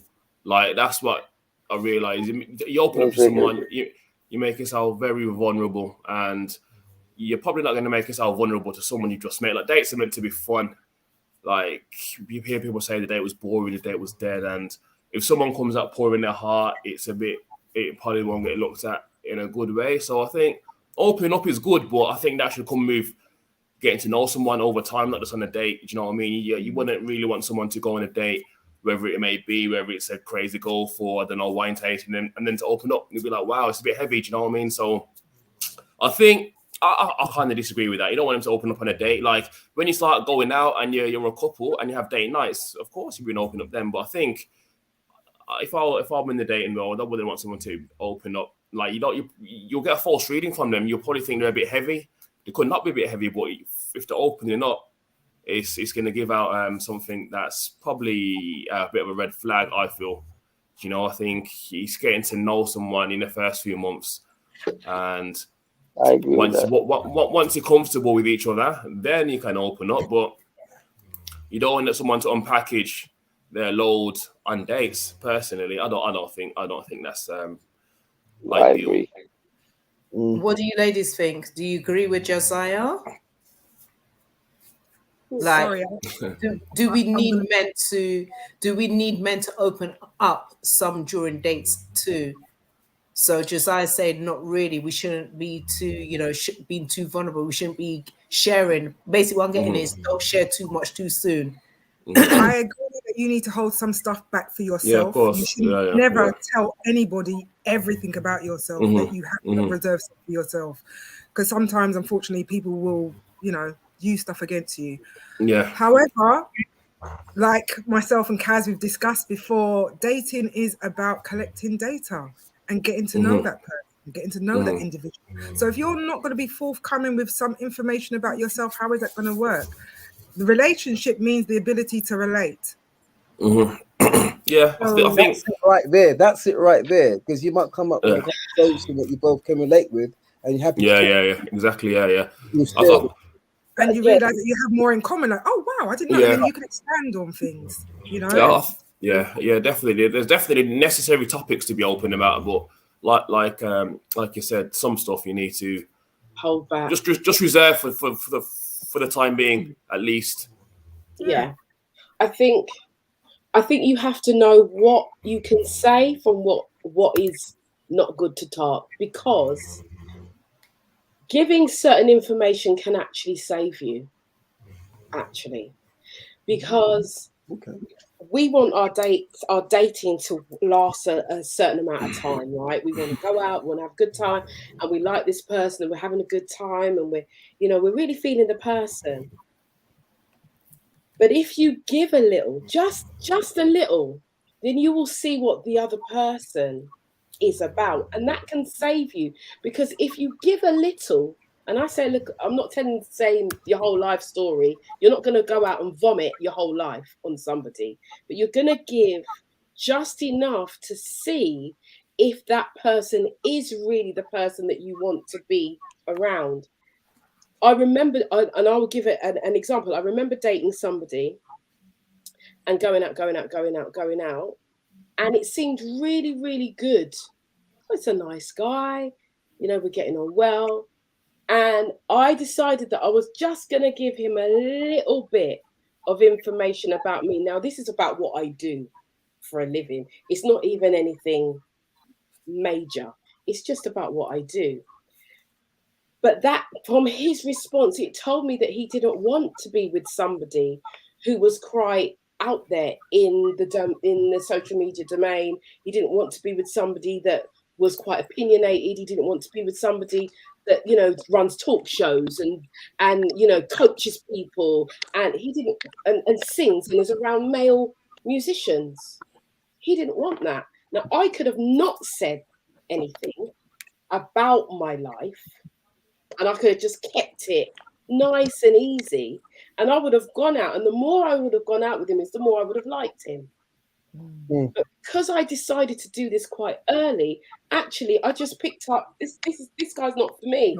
I was out, and it's all good, because there was no real investment in me. And that's what we have to remember when you're dating, and after a period of time there comes an investment in that person. You're investing your time, and your time is the most important and most valuable commodity that you have. Your time is everything. But we don't think about things like that. We think about whether we're going to have sex with them, or whether we're going to do this with them, or whether your time is precious. So it's kind of like weighing up the balance. You've got to read the situation, I think, that there are certain things that you can say to feel the person out. Is this person the right person for you? Because it's not about you being right for them. It's about them being right for you, because you are your responsibility, not them. So you have to kind of look at, okay, is this person the person that I want to be with? Are they compatible with me? And take it from there. No, that's the word there, compatible. Because having these, you should complete each other.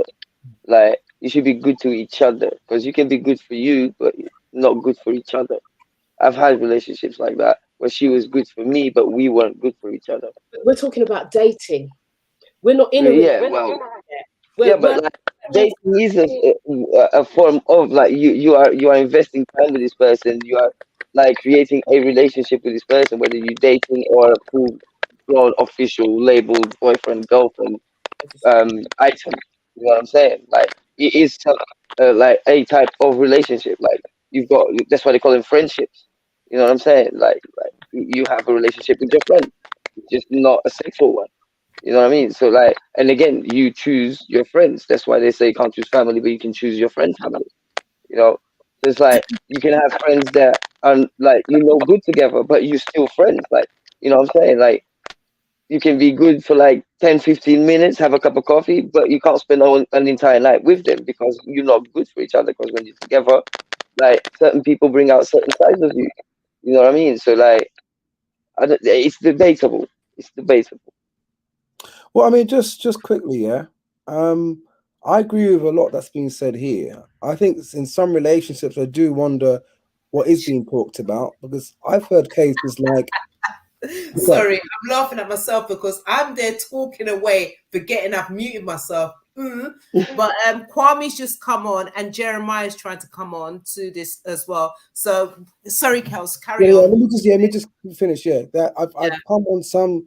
I've heard of some people that have known each other for 6 months, and the other person didn't know what job they did, and it's like, what are you talking about? You don't know what they do, and see, there's this.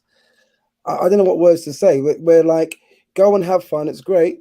Yvonne is right. You're going to have to, at some point, you're going to be saying something about your life. You know, it is going to come out. You know what I mean? Obviously, if in that time of seeing each other, if it's the second, third, fourth, fifth date, you know, how old are you? You might be in your late 30s. You've been single all this time. You've been married.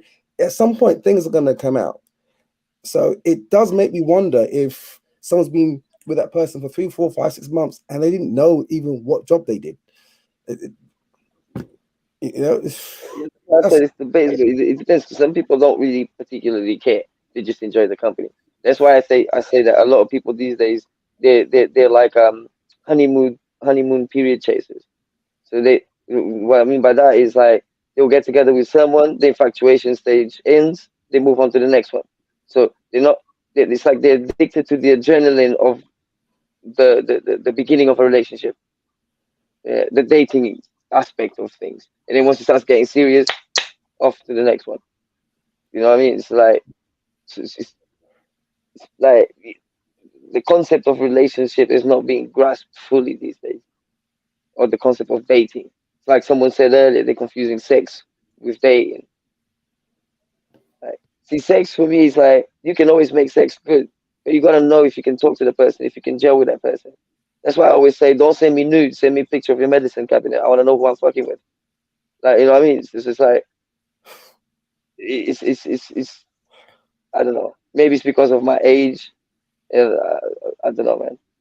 If someone opens their mouth and it's just like, here we go again, then there's no point.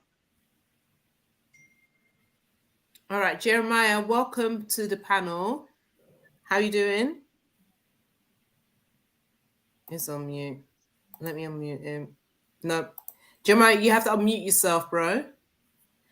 Farlight, he put a comment out there. Is this what you guys were talking about? He said it's good that men are not getting married, though. Farlight has been saying a whole bag of things, man. Is it?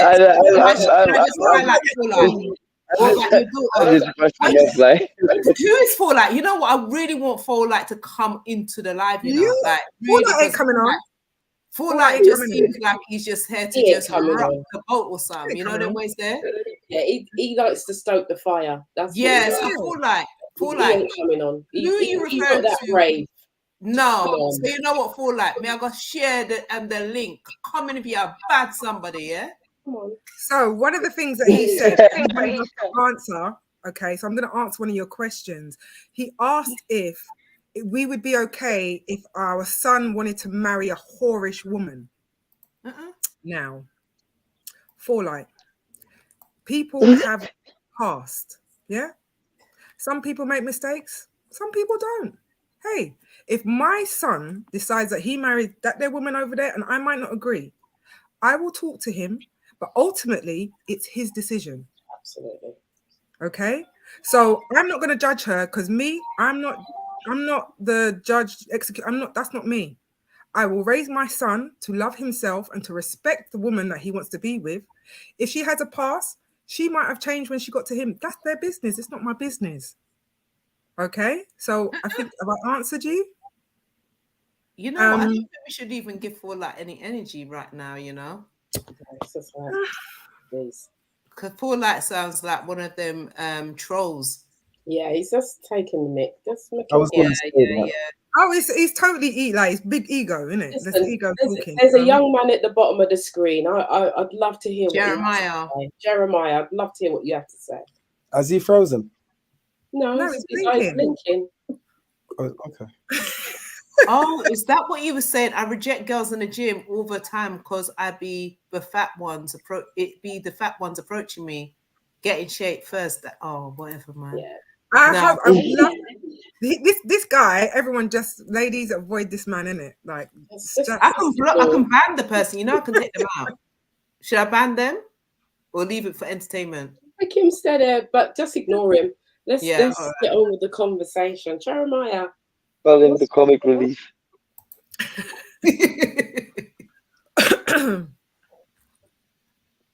Each their own. Some men like a fluffy woman.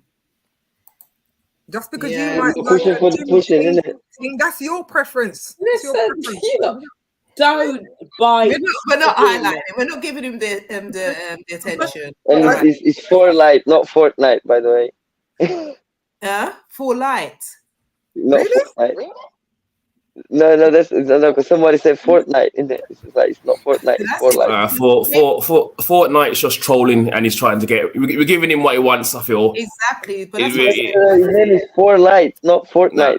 That's what I'm saying. all in all, Fortnite is a kids' game, and right now he's playing kids' game. So Yeah, well, right I'm now, I'm So not yeah, gonna lie. I just gonna thinking about. call him Fortnite, and he's he gotta be. He can't be older than 18. I don't know how he's got in here, to be honest. Can't be, but I don't know.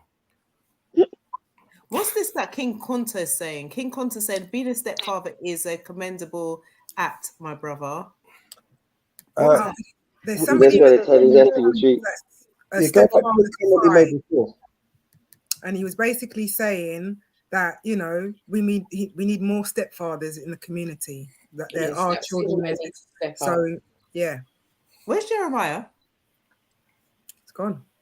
He's Oh, gone. I think he might have been having problems to yeah, to join because we couldn't hear him in it. Yeah, okay. It's comments like that brought us the level of feminism we have. Fortnite. Okay, Fortnite is gone. Fortnite is gone, not Fortnite. I keep saying that. That's not the. Okay, there's a whole different conversation going on inside there. I can't keep up. It's too much. All right. So, was there another? I think there was something else we was going to talk about. Yeah, I think what we were speaking about, we was talking about. I'm just going through some of the questions. Should women dismiss themselves from having high expectations, standards, example, like having a shopping list of the requirements that they want in their dude, or vice versa, the man wants in their woman, of what they require from a man or a woman? So should we be lowering our expectations, or should we have expectations? I think Go on. Go ahead.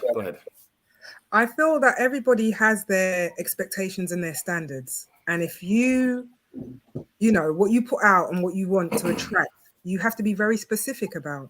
So I don't think that there's anything wrong with having your standards or your expectations. But I suppose standards and expectations are two different things also. So, and I will take myself, for example. Like, one of the things I said is that I'm gonna wait and I'm gonna get married and then I'm gonna have my children and blah, blah, blah. My body clock was ticking and I felt like, do you know what? This marriage thing is not happening, and I want to have my children. So what I did is I dropped my standards and I said, okay, I'll have the children. I never got married. And for me, it's a thing. Like, my dad's not even alive. Like, I will get married. My dad's not alive to walk me down the aisle. And that's something that I regret, because I lowered my standards. I can't blame anybody else. That's something that I have to take, like what Yvonne was talking about earlier. I have to take responsibility for my choice and what I done. Do you know what I mean? And going forward, I can only school my daughter and say to her, listen, if you have this bar that's set here and that's what you want, baby girl, keep it there. Don't let anybody tell you that it's too high or too low. You have to decide. Do you know what I mean? But because if you do lower it and you decide to do something else, you're only going to blame yourself and live with regrets. So that's my take on it. Anyway, what do you think? Yeah, I agree. I think everyone should have some sort of standard, definitely. When you look trying to find a suitable partner, for sure, definitely should have some sort of standards. And you know what, have some sort of expectation as well. And I've got a female friend, and she's working abroad at the moment, and she's working in a fast life and just a normal, regular person. And now she's in a lot of fast life.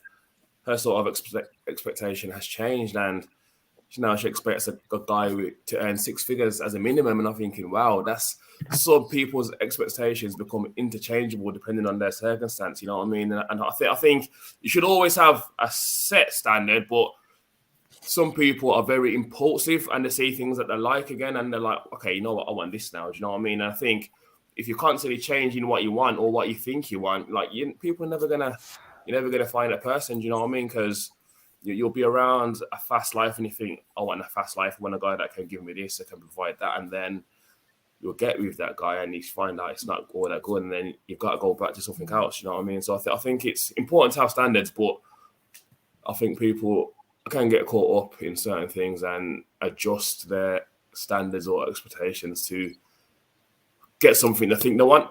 So I think it's you got to take a bit of good with the bad with the expectations. Yeah, you gotta have your expectations, but if you want to change it, be very wary of the change it can bring. The only expectation that I kept was like just be real, like because they do say actions speak louder than words, and whoever said that was a very wise person because it's very true. From the moment your mouth is saying one thing, but your actions are saying totally the opposite, then like you're done talking. You know what I mean? And a lot of people these days they don't pay attention to that.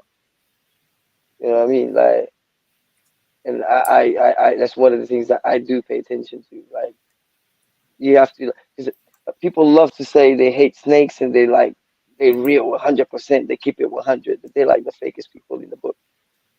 You know what I mean? It's like they're not even the cover on the book. They're like that little thing that you put the book inside to protect it from dust. You know what I mean? Like, and they think that the whole fucking encyclopedia.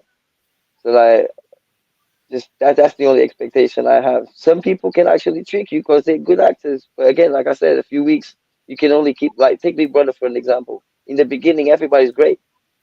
3 weeks in, they forget they're in the house and that they've been watched by the whole world, and then their true colors start coming out. And that's when words like, "Oh, you think you know somebody," come out.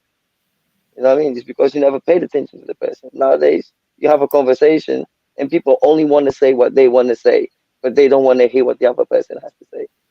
9 times out of 10, you have to repeat yourself 5 times for the person to get what you're saying. It's just, I don't know.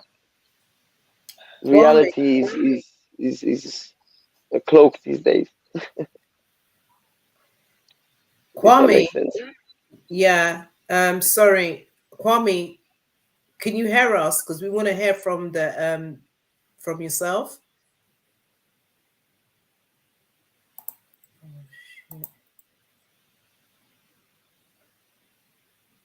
You need to unmute yourself, Kwame. Why not gonna work? It's not happening. Can't hear him. Can't hear him. So you guys do believe we should really have a list of your own personal standards. But what about having a list of the things that you... Yeah, can you hear me? I'm sorry about that. I've been having. Can you hear me? Yes, we can hear you now. Come on. Thank Can you, you hear me? Almighty. Oh, Yes. praise the Lord. Yes, Can you hear me? yes, yes, Yeah, man, yes, we can yes, hear you. Can you hear me? yes, yes, Can you hear me? Yes. yes, yes. Hold on there.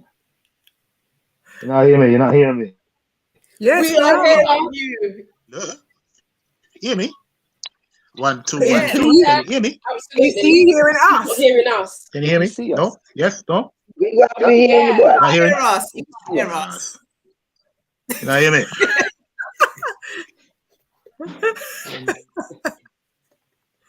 Challenges today. Hilarious. He's not hearing us. Technological challenges today. Can you hear me? Yes. Yes. Put in your headphones. Can you see us? Technological challenges today. Can you hear me? Hello, hello, hello. Yeah. Yes. Oh, all right. Let me just message him and tell him so we can hear him. I don't think he can see us or hear us. How does not hear me? Kwame, we can hear you, you know. No, you don't understand. Okay, things are. No, you know. Tell brother. Okay. That was a nice little break. Proper fighting with the team. I was going to say in answer to the question is that I do feel like there needs to be like a conversation as we're having and a reset. So we talk about standards, and Tia, I actually agree with you. Standards and expectations they're different words, so different meanings, they have the different platforms. But there needs to be a conversation and a reset. I feel, I don't know how that would happen. But it's almost like to pretty much kind of say, yeah, this is how men may want or feel, or how women may want to feel. Both need to listen to each other, understand each other, and then this is a set standard. I think anything after that would be preferences. Some people do like tall people, short people, whatsoever, but there needs to be needs to almost be like a reset. I don't know how that would happen though. Do you know what? I feel like family values have kind of like been pushed to the wayside. Like all those kinds of things that were taught within the family environment are no longer being taught anymore. So, and as we've been discussing about like the wave of social media and how everything's super fast. It's like the best way I can describe it is the first time I went to the USA and I looked around and I was overwhelmed because everything was just put extra in front of it. And I feel like that's what's happening here now today. Like everything's extra large, extra fast. It's just a lot. And it's very difficult to digest all of this information and stuff like that. And in terms of like the social media, where we were saying that you're literally, all your senses are being bombarded constantly. And it's not healthy. It's not, we've gone from like, doing, cooking dinner and stuff like that to microwave. Now we've gone beyond that. And it's like, everything's moving at such a fast pace that we're not keeping up. And it's causing a lot of anguish and mental health. Like, I feel like it's definitely impacting on people. The thing is, I don't feel like people are aware that they're being impacted that way. And I feel like it's definitely by design, because it's a programming. They know what they're doing. We're sentient beings, and if we're constantly having the stimuli in our faces, in our ears, and everywhere, you don't have a break from it. So we're not recalibrating. We're not, when the lockdown happened, we had the time where people had no choice, but like some people chose to like continue watching Netflix, all the rest of it. Some people were just like, "Raw, I'm tired. I didn't even realize how tired I was. I didn't realize I needed that time." Or you see what I'm saying? So I know a guy that does he does like a social media detox, and he does it aimed at young people. And he'll be like, "Listen, I challenge you. Put your phone down for a week. Take your chip out. Put it in a thing that can just make and receive calls. No TV, no phone, no gaming, just for a week, and see how you feel." And I've done it a few times, and I feel human again. Like, we're not machines. We're not supposed to have all this external stimuli 24/7. See, this is what I was saying to you earlier. Sorry to cut you. What you're saying is pretty much what I was saying before. I think it's on purpose. I mentioned it's like a Big Brother experience or some kind of nanny state or something, where it is a thing where they're putting this out there to see what would happen if all this technology is pushed out there. Because there've been experiences throughout the decades, by the way. Don't think it has been happening, even down to World War I and World War II. It was concentration camps. It was just sticking people in the room to see what they would do, and then they would then see how it would work, whatever. And then, let's now bring it to the public eye. Let's see what happens with the public. I think what we're experiencing here, in terms of it all being thrown to us, because we know it wasn't like this in the 80s and the 90s. It was, we were happy to go out and play in the park and go on skateboard, whatever. Now it's like, I've got my Nintendo in my yard. I don't need to go anywhere. Things have changed. Technological boom right now. It's like the invention of the telephone and electricity all over again. Right. Like the same thing that happened in the 60s and the 70s, that big revolution that changed everybody. Like the 80s and the 90s. Well, the 80s was just basically like detox from 20 years of debauchery, right? The 90s, we started coming up like on a old school value, because people had too much in the 60s and the 70s, so they went back to the 40s and the 50s on the upbringing. Like, so we still got licks for this, we still got licks for that. You know what I'm saying? Like, we had no mobile phones, we had restrictions. Like, we knew not to cross from that side of the road, because not because you're gonna get stabbed from the other postcodes, because your mama gonna whoop your ass. You know what I'm saying? Like, it's true. Like, my mom I can say she like beat my ass out of prison. Like, you know what I'm saying? Like, because just the thought of doing something that's gonna get me in trouble with the police. Like, the police I was scared of. It's like what my mom was gonna do to me. Like, you know what I mean? So, like, yes, that taught me to become a crafty person, but there's also the positive side, and I kept me out of prison. You know what I mean? Like, kids these days don't have that. You know what I mean? Like, we did not have, like, even when I had my first mobile phone, I was 15 years old, and I could only have one phone call number in there, which was my mum, and that was to phone her if I was going to be home late or not, and why. That £10 credit had to last a whole month. If I go out for that, be late and talk about, oh, I don't have credit to phone you, who have you been phoning? Like, you're not supposed to have any more numbers on that phone. Like, you know what I'm saying? Like, kids these days, my nephews hate me because they know my iPad and my iPhone is off limits. They're 5. You don't have to be playing with no mobile phone. Like, go play with your Legos. Go pick up a pen and draw something right on the wall so your mom can get pissed off at you like I did. You know what I'm saying? Like, you know what I mean? Like, be a kid. I think that's because you put boundaries in place and you're not succumbing to that narrative that has been fed. In all of this, we have a choice. We don't have to succumb to what has been fed to us. We have a choice. We're adults. Mind, think definitely. for ourselves. We don't have to succumb to that. But what happens? Just go along with it. And then we ask ourselves the question, well, why can't we be in relationships?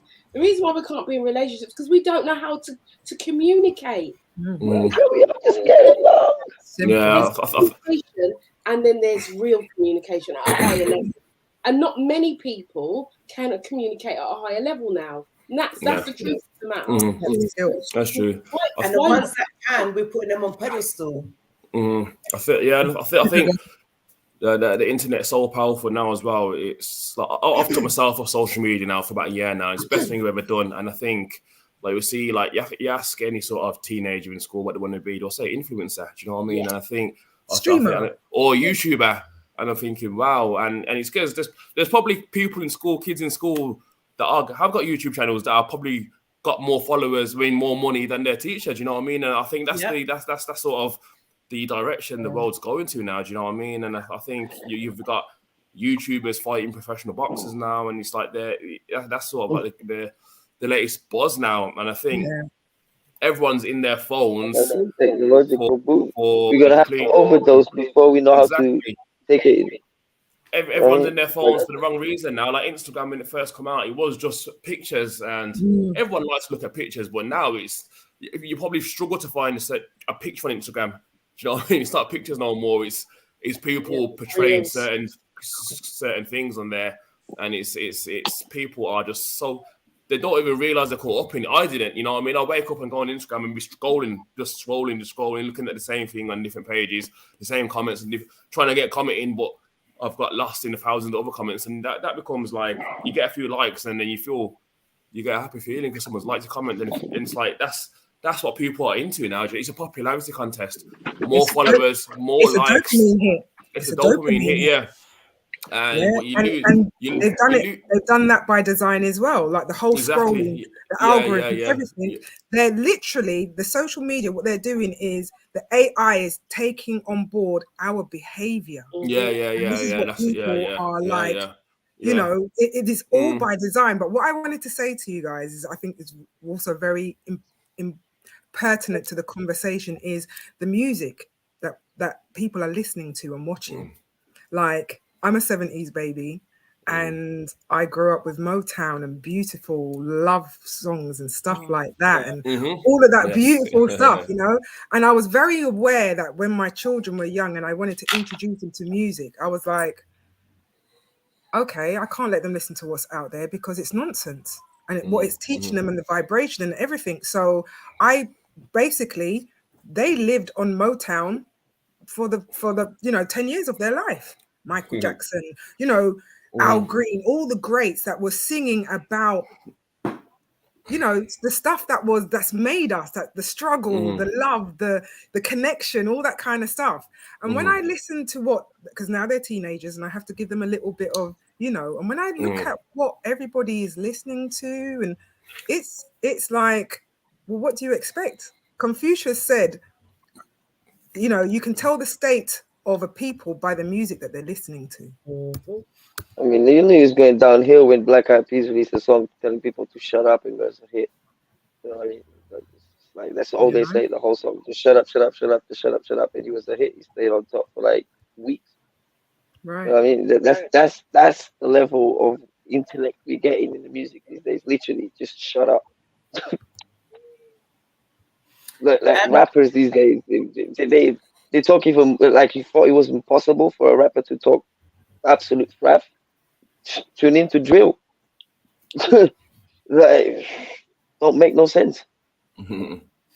Everyone sounds the same. There's no originality. You know what I mean? You can't tell a 6ix9ine from a 2 Chainz from a like. I mean, I'm just throwing names out there. Like maybe they just sound totally different. But like what I'm trying to say is, back in the day, you knew Busta, you knew Method, you knew you know what I'm saying? Like there was no confusing Jay-Z with Tupac. You know what I'm saying? Like there was no confusing Foxy Brown with Little Kim. Now you listen to Cardi B, is this Nicki? Like there's no originality. Everyone's like it's like lemmings, the game.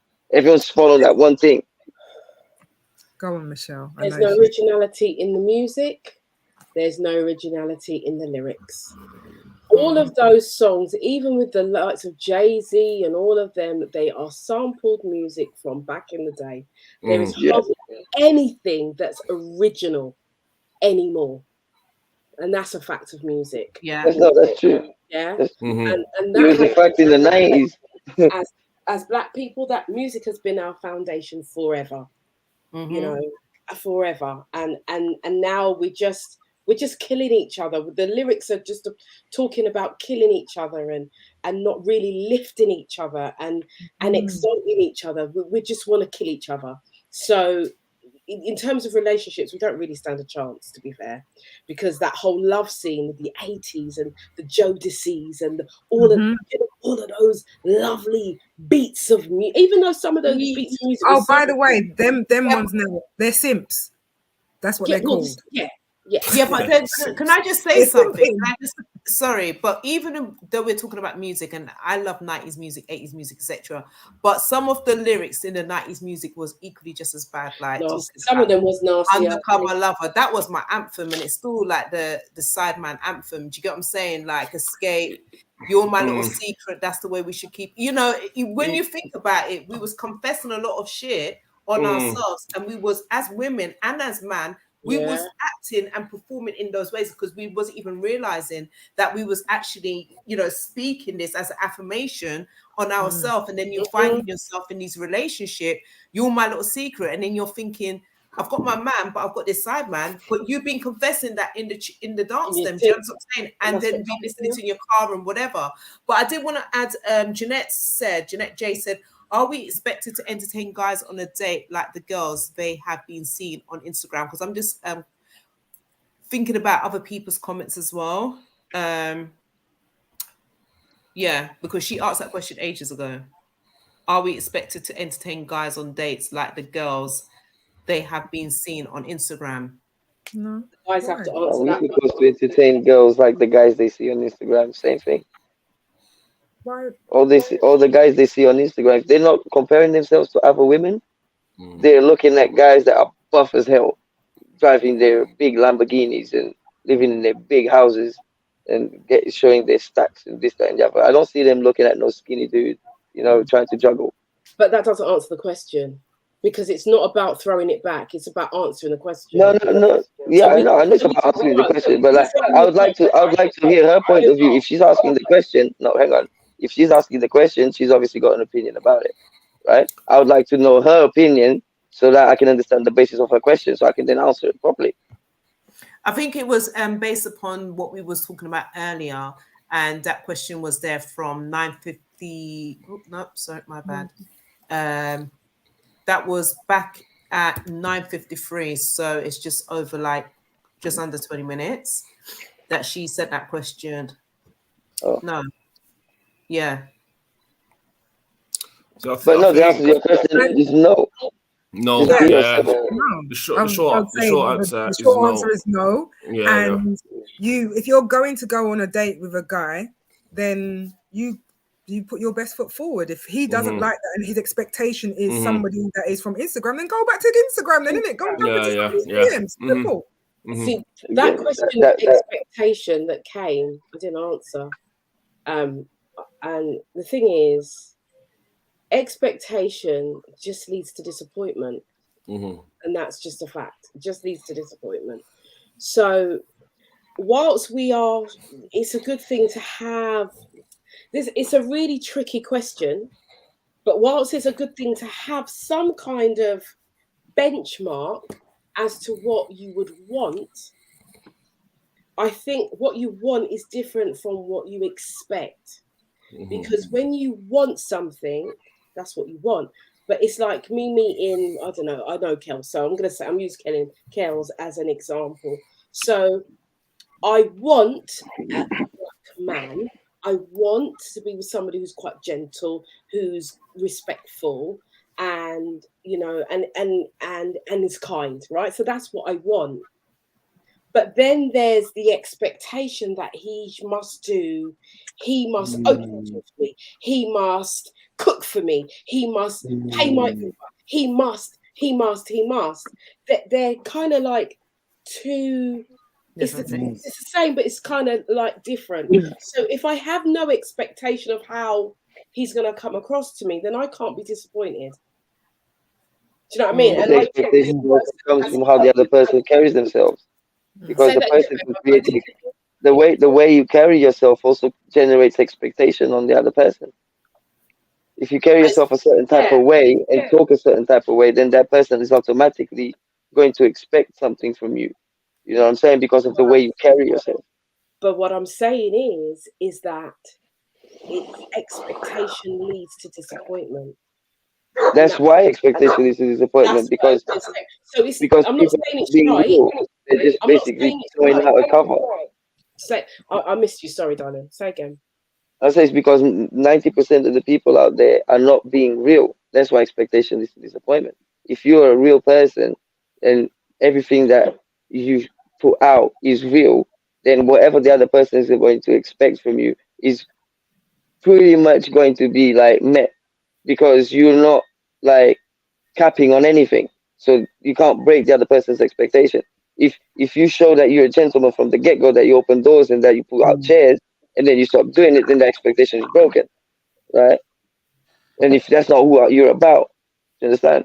So if you're about that, then the other person can expect that from you, because that's what you're about, because that's what a gentleman does. You know what I mean? That's the society that we've been built in. It's the template. It's the template. That's why nice guys always finish last, because it's the template that they put in. But that doesn't work, does it? Because at the end of if you have, what I'm saying is, if you have, let me just put the door. Someone's ringing my doorbell. Let me finish. If you have an expectation, right, then that can only lead to disappointment, because when your expectation is not met, you're disappointed. You're looking at that person. Oh, that person wasn't what they said they were. La la la la la. Have no expectation of what people say that they are, and let them show you who they are. So it's more action then, rather than having more just let them show themselves. Yeah, because everybody's caring. Everybody's, when you look on a dating site, everybody's kind. Everybody's. I don't know. I've never been on a dating site. I have seen many profiles, and it's all the same. Because people see themselves how they see themselves, but actually a lot of the time they're not honest with themselves. So they're good, they're great, they like to read, they like to watch TV, they like to go out, they like to do all of these things, and then when you meet them, ask them when was the last time they picked up a book. They ain't picked up a book for 2 years, but because they think that that's what's expected. So you come there meeting with that expectation, this person is this, but your expectation is only going to lead to disappointment, because they're not. So it's So- almost like doing a job description, and you're saying this is what I'm requiring with this person with all these skills to basically, this is the skill sets I'm looking for. And then the person say, yeah, I can do all of that. And then when they turn up, they can't do it. I can't do it. And it's a great analogy, because if you go for a job and you have to have a test, and this is what a lot of employers do now. So they have 10 people go for the job, and all 10 on their CV look great. So they say, okay, we'll have a face-to-face interview. And they, I'm a great people person. I'm a team player. And when you're in the interview, they can just see that you're not a great person. You're not a people person. You can't even look them in the eye. So you're out, and another one's out. So you've got 8 people left. So what they do is they put you through a test. Can you type a certain amount? I'm just pulling things out here. Can you use Excel? Can you do this or that? And then on the thing, then they can grade you for what they see, because they're not going by what you say. They have they set their barrier. This is what they want. And if you don't meet that, you next. And then they whittle it down till they have the last 2. And it might be that one is a driver and one is not a driver. And they say, right, we're going to take the one who drives. And that's the one who gets the job. But we, as in when we're dating, we're not that stringent. We're just, him look good. And them have nice car. And them have this, and him earn this amount of money. And you don't even like their energy. Like, you're around them. You don't even know how much they earn. They tell you that they're earning. Yeah. I'm on 6 figures. And brethren don't even earn 5. Hello. Brethren don't even have a job. Right? Or whatever. She don't have a job. She's on whatever. Do you get what I'm saying? So this is what I'm saying about the expectation. We've got to be mindful of it. Yeah. Be mindful of it. That's what I'm saying. I wanted to hear from Kwame. Kwame just coming in and gone out He's again. in and out, isn't he? It would just be nice to hear from a different perspective as well, because Kwame's a bit more older as well. Not saying what you guys are saying is not valid, but it's just obviously it's nice to get different people's perspective from different kind of age groups and experiences, etc. So and I'm glad to use as young. Thank you. Yeah. Listen. Anyway, yeah, we're all young. So young Kelsey says, very true, Miss T. Thank you, young Kel. Hold on. Next. You know what? Fallout made the next. He made another arm. Well, clearly he really wants to be here. Well, if she's fat, there's no expectations. You see her body in. You know what? In your eyesight. I can't Next. really deal with foresight. Foresight. All I'm saying is Foresight better be, his body better be fit. He better be so fit, yeah. But you know, say Fallout not fit. Him not fit. His face is busted. Anyway, let's keep it moving. Don't fit his He has skin. no personality. Yeah. Anyway, let's keep it moving. Yeah. Just a quick question: Are we still on subject? Yeah. No. Yeah. Was that Josiah? Was that you, Josiah? No, that was Kels. Kels. Oh, No. Yeah. Kels. Yeah. Yvonne answered already. She said no. we kind of go off and come back and go off and come back. Yeah. I think But that's how it is. it's all good. That's how it goes on a chat show. Yeah, that's what it's called, chat show, and it's not being, are women becoming too masculine, and are the brothers becoming too feminine, and is this causing unbalanced relationships? I blame skinny jeans. Huh? Who? I blame skinny jeans. Skinny jeans. I can't take That's a whole show by itself. Skinny jeans. I blame skinny jeans. I blame jeans. I blame it when it's all the way here. Listen,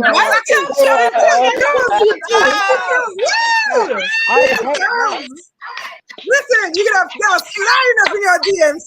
Yo, put up your team. Do that again. Yo, Kels, look at your phone. You might get somebody I sliding can't up. stand it. What, skinny jeans? No, when no. they're like X said riding. skinny jeans. Silence said skinny jeans. I'm saying mans that have their jeans and trousers down to their butts. Oh, And you can see the okay. underwear. That's what I'm saying. I don't like that. I've never dated anybody like that, so I wouldn't really know. Me neither. But that question is a whole show by itself, you know. Absolutely. That is a whole show all by itself. That's a very, very good question. So should we have another show to talk I about think you need this? another show for that one.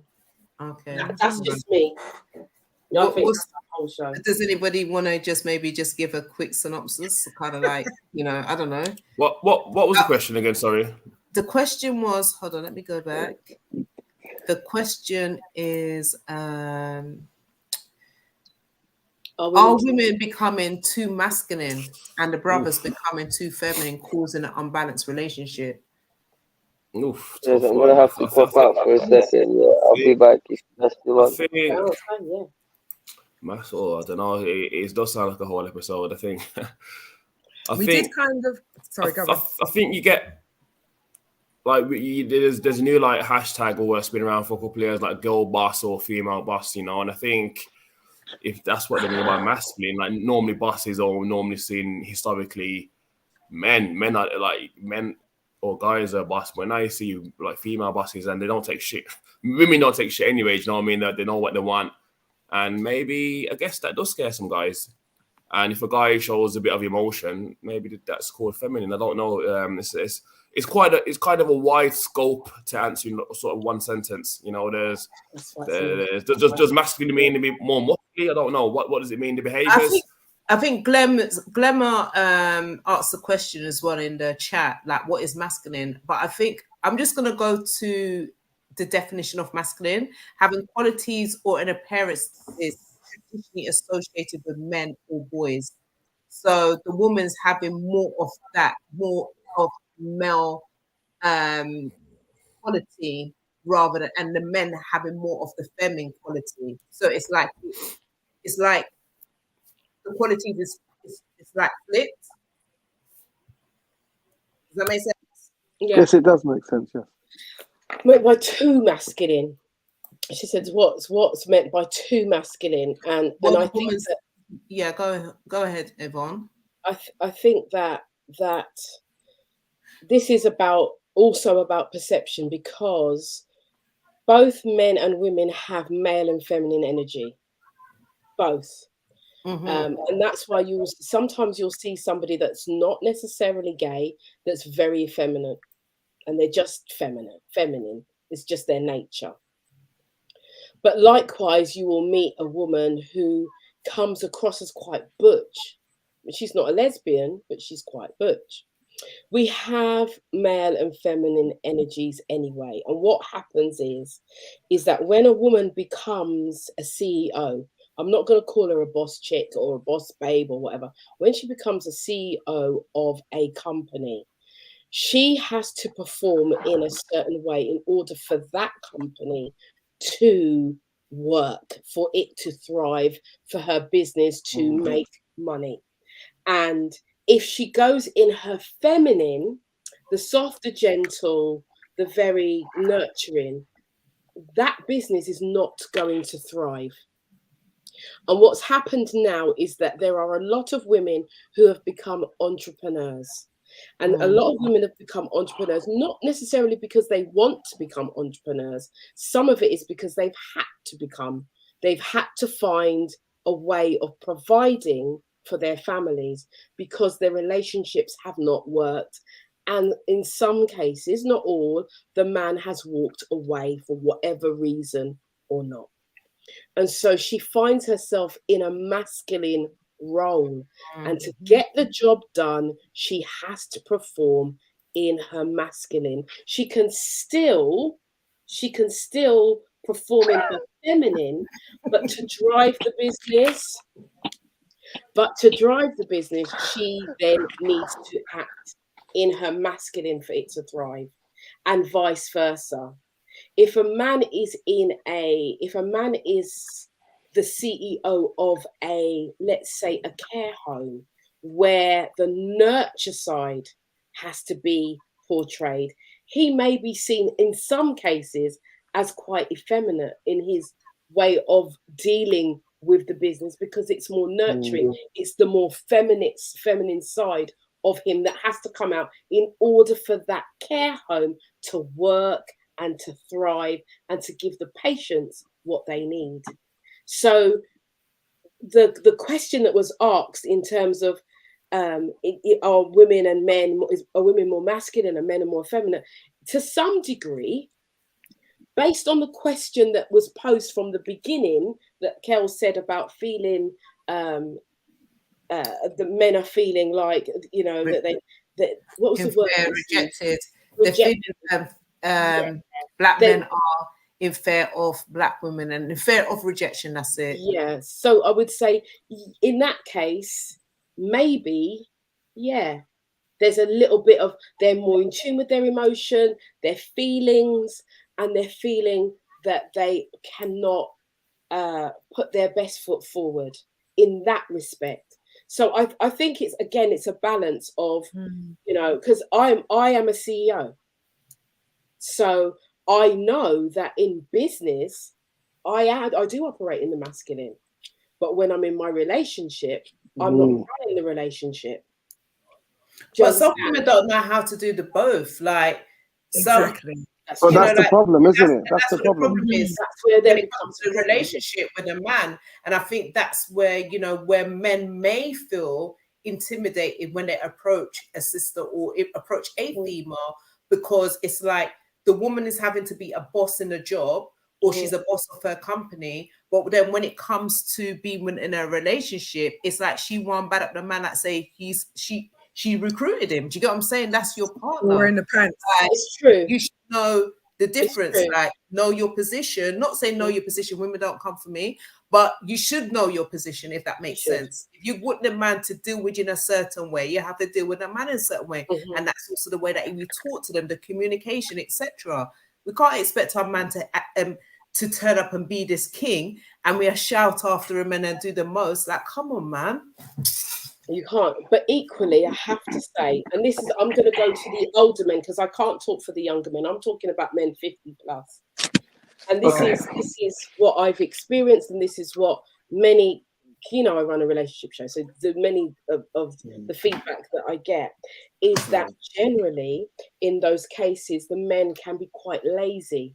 So when they meet a woman who is functioning and is out there and is doing stuff and is running her life and running her business, when it comes to the relationship, he then takes a seat back and expects her to run it and doesn't do anything, doesn't do the dates, and this is the reason why there is an issue, because for me, and I've had this conversation, so I can talk, I've had this conversation where I've said, you know, I run everything in my life. You know what? Sorry, Yvonne. You know, this guy. You know, Full Light is just getting too Larry, you know. Full Light. See, the thing is, maybe he's acting his masculine energy. No, but you're him. Girl. You know cups exist, right? Because I'm drinking my bottle of water. Hush before me ban you, your back. Again. He just wants attention. I wouldn't even. No, but you know what? Full Light likes you, you know. Full Light likes you, though. He can like lick them all. Because he said, him say, Full Light this set. Me think say Full Light a bit make what did he say? He said he likes the one with the red glasses. He says, I agree with red glasses. Yeah. But you see, Full Light don't have the capability to come on and face this panel. So Full Light needs to just settle himself and just be quiet, because he just wants attention. That's it. Bless him. Yeah, bless you, brother. Bless you. You need blessings. Anyway. Yeah. But you know, in terms of what we are what we are talking about, you know, and how our energies are, I'm just laughing. Turn off and then Kels is laughing. Kels, you're not helping. You're not helping, Kels. But anyway, just move along. Someone else take the mic. No, I was- carry on. Why? No, why are you stopping? Why are you for? stopping? Yvonne, part When the you thing, train of man. thought. So I just think that, you know, we as this feminine and this male energy, you know, I was actually talking about when I was in this thing, and I said to the guy, I actually said to him, I run everything in my life, and because I noticed that when it came to where we were going, it was, so what do you want to do? So where do you want to go? And I'm like, where do you want to go? You can decide. No, you decide. So I had to say, listen, Wow. I'm saying to you, I run everything in my life and I don't want to run this relationship. Mm, Because then Yeah. it becomes quite boring to me. And you will be Yeah. replaced. I never said that, but in my head, you will be replaced quite quickly because it's boring. So, Yeah. you know, feel free to plan something. As it goes, he never did. And so, bye. Because I don't want to be the boss in the relationship, even though mm, most relationships that work, the woman does lead Yes. it. Mm. Even though the man doesn't, in a nice way, the man feels that he's leading it, but she does a lot of the stuff. It's just it's just nature, how it is, yeah? It's like the lion and the lioness. The lioness does most of it. The lion just does. Do you get what I mean? And Well, he yes, takes you the know, title as the yes. king, but he still does his part. And Yeah. so for me, the man, That's true. I'm old school. I'm true. proper old school. You have to do your thing. Mm, You lead. I'm very happy for you to lead. As long as you're not leading me to hell, I'll follow. If there's an issue, I will speak and say X, Y, Z in a nice way. But I do believe that there are some men in their 50s and upwards who become very, very lazy in relationships. And they will just sit back and say, yeah, whatever you want, babe, because it's easier. And then they will complain that she's taking over. Boy, I can't even choose nothing because she just choose everything. I've heard it, I've seen it, I've been around it. So I'm just saying, men out there, do your part. Even if a woman has got a great job and she's bringing in more money than you, it doesn't matter. It doesn't stop you from being the man of the house. It doesn't stop you from being the man of the relationship. It doesn't stop you from being the protector. It doesn't stop you from covering her. You have to take your place and take your place with pride. Shoulders back, head up, and walk. And own your woman's Anna, walk with her with pride. So, if you are listening out there, and when in Farlight, when you find yourself a young lady, No one. come back on and then come and talk to us. Yeah, you're fed up because you don't have no chat. That's all. But it's okay. I was gonna say, yeah. I remember Joyce Mayers. We all know Joyce Mayers. Yeah, she's everyone knows her. She's a very good one as well. She's great at talking and giving advice and counsel and wisdom. And she said that yes, although she's a pastor out here, she's leading her congregation, and I think she even said it. Like, it may come across as though she's being masculine. I don't know if she said those words exactly, but she was coming across that way. That the role that she is playing out will look as though she's almost behaving like a man, because you see maybe more male pastors then, but now you're seeing pretty much equal amount, but maybe more towards the men. But she said that, but when she's at home, she is the woman. Like she's subservient. She's pretty much very much, yes, husband. What can I do for you? Or I will assist in this. And she's made it very clear that her feminine energy comes out when she's at home. So I have to agree with Yvonne. There have been wars and there have been movements, be it World War I, World War II, if it's the first wave of So I'm starting it now. First wave of feminism, and then the second wave and the third wave.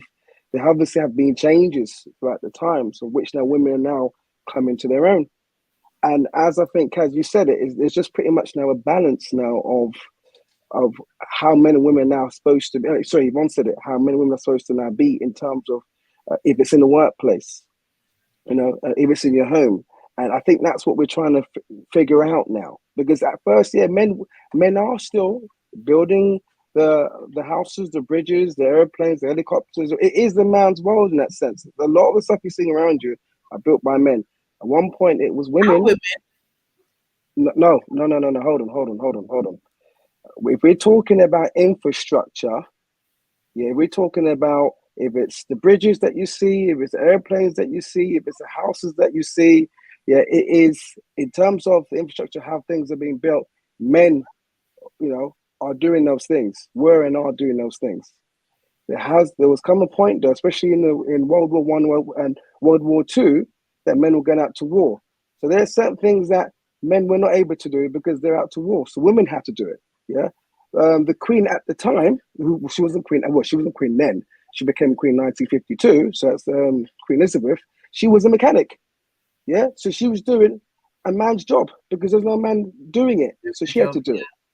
Right. Okay. So then what happened now is women are now kind of getting used to doing male jobs. They were now coming to their own. And then you had the second wave of feminism where it's like, hold on, we can actually do a lot more here. So the first wave was the suffragettes, and it was like, hold on, come on now, we want to vote. We do want some kind of equality here. And that for me was right. It was the right thing to do. The second wave was then things now started to actually change. But women are now coming to their own.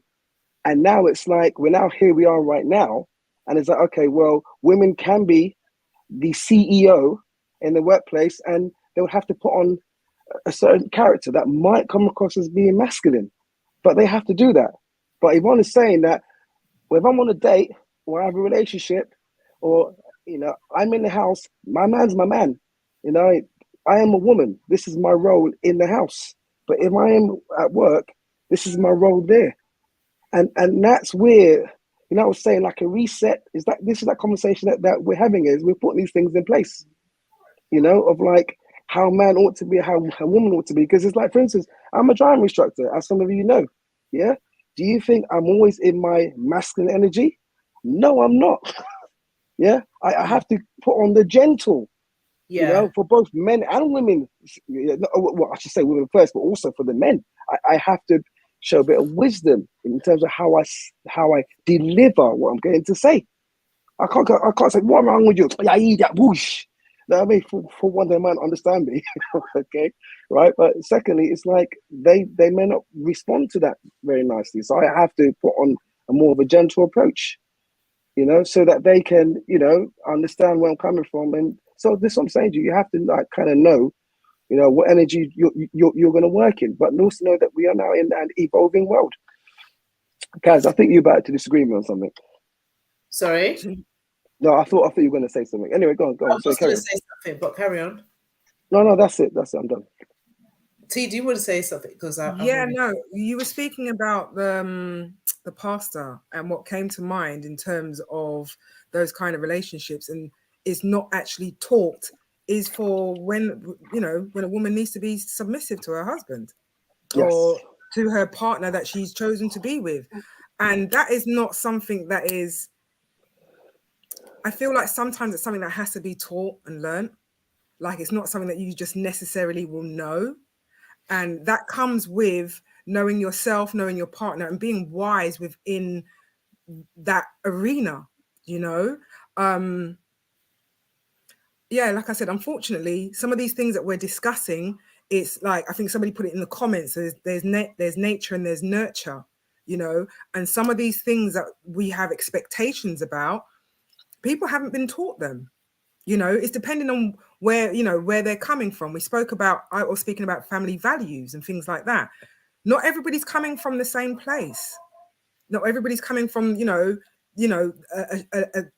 same lived or shared experience. Like I was saying to Kaz earlier, that my parents were in a foreign country when they were 21. My dad was a soldier. So they were out there. Like, they were free spirits. They didn't have their parents telling them what to do, how to do it. They just got on. So they raised me, and I'm a free spirit. And there's certain things that I would do in my relationship that my partner was like, where are you going with that? Who taught you? Do you understand me? It wasn't to his liking. So I had to take on board that, hold on a second, maybe there's something in what he's saying, like, you know, but what it did do, it made me explore myself, relationships, you know, those things, because I wanted to know, I wanted to do better. Some people just don't want to know. Some people don't want to do better. They're stuck in there. This is how I am, and this is where I'm going forward. And unfortunately, men and women do that, you know, like, it's just, who's teaching you, who's guiding you, who is dropping these gems, this wisdom on you. Unfortunately, it's not there for everybody. And if people aren't, like Yvonne Michelle was talking about, you know, when you're looking at people's profiles for dating and all the rest of it, and they're saying, oh, I read. Well, one of my first things that I want to know is, what book are you reading? How many books are you reading? Who's your favorite author? Who inspires you? Because I'm a reader. Like, if you come to my home, I've got books and shelves everywhere filled with different types of books. So, you know, for me personally, like, you have to meet me here first. That's what turns me on. Intellect, not how you look, not, you know, it's what is in here. And I feel like we haven't even explored in terms of, you know, what people like in terms of, you know, there's people that are turned on by intellect. They're sapiosexuals. There's people that don't even want you to touch them. Like, we really need to get to know each other first. So there's different types of people. And I feel like we have to, you know, although they're talking about all these different types of genders and all the rest of it, well, how about your type, what you like? Let's dig that up. Let's find out about you and what you like, not what they're showing you on Pornhub. Do you understand me? Or the relationships they're showing you in EastEnders and Coronation Street, because that ain't real. And I feel like a lot of people actually play on those. They don't know what a relationship is, but I've seen what happens on EastEnders. So I'm just going to play that role because that's what's taught me. That's what I know. So I feel like we need to peel back some of these layers, and people have to have these honest conversations. Like, hold up your hand. If you don't know, it's okay. But as an adult, you are responsible for finding out yourself. Rosie, sorry, thank you, Miss T. Rosie Palmer says people need to be confident in what they're bringing to a relationship. There's no need for submission if you understand the value of what you're bringing. Submission implies giving away your power. Ooh. What's your thoughts, guys? Two bull can't rule in a pen. What Josiah? You're quiet at the moment, Josiah. Yeah, so I think submission implies you're giving away power. I think maybe compromise is a better word. Like, you don't need to be like submissive in everything or in every area. People need to be confident in what they're bringing to a relationship, definitely. And I think the other person needs to know what you're bringing as well. You know, people come into relationships, say, I can bring this, I can bring that, but do they or will they? It's left to be seen. But I think if you're compatible and the relationship is very good, then being submissive or having a compromise is definitely warranted. I think it's not a bad thing to be submissive. You know, it's how you grow, and it's how you relate to each other as well. Let me comment on this. Because men are encouraged to lead, and then when we do lead, maybe I'm speaking generally here. Then as we're saying here, you know, there's no need for submission. So it's like, well, if someone's leading, then someone's going to be following what someone has said. I think that's a form of submission, you know. So I don't get it. This is where it gets confusing with men as well. And sometimes I do get that women do lead men to lead them. Yeah, if you heard that, women do lead men to lead them, you know, which can be a bit confusing as well. You know, so there has to be. That's why I keep on saying Yeah. the word reset. We have to understand the values here and what you're asking of men and what men are asking of women has to be very clear. So I think Rosie, I don't know, maybe you have your own experience of some sort that maybe you want to share a bit more, but it has to be clear for men because we're encouraged to lead, and I do lead. Yeah, I do lead, and I've also studied, right? And because I think certain things like management, yeah, or if you're CEO, if you're a woman and you're CEO, you're leading, someone's following, right? He or she says what's going to happen, and if she has managers, managers make it happen. Yeah, so leaders say what's going to happen, managers make it happen.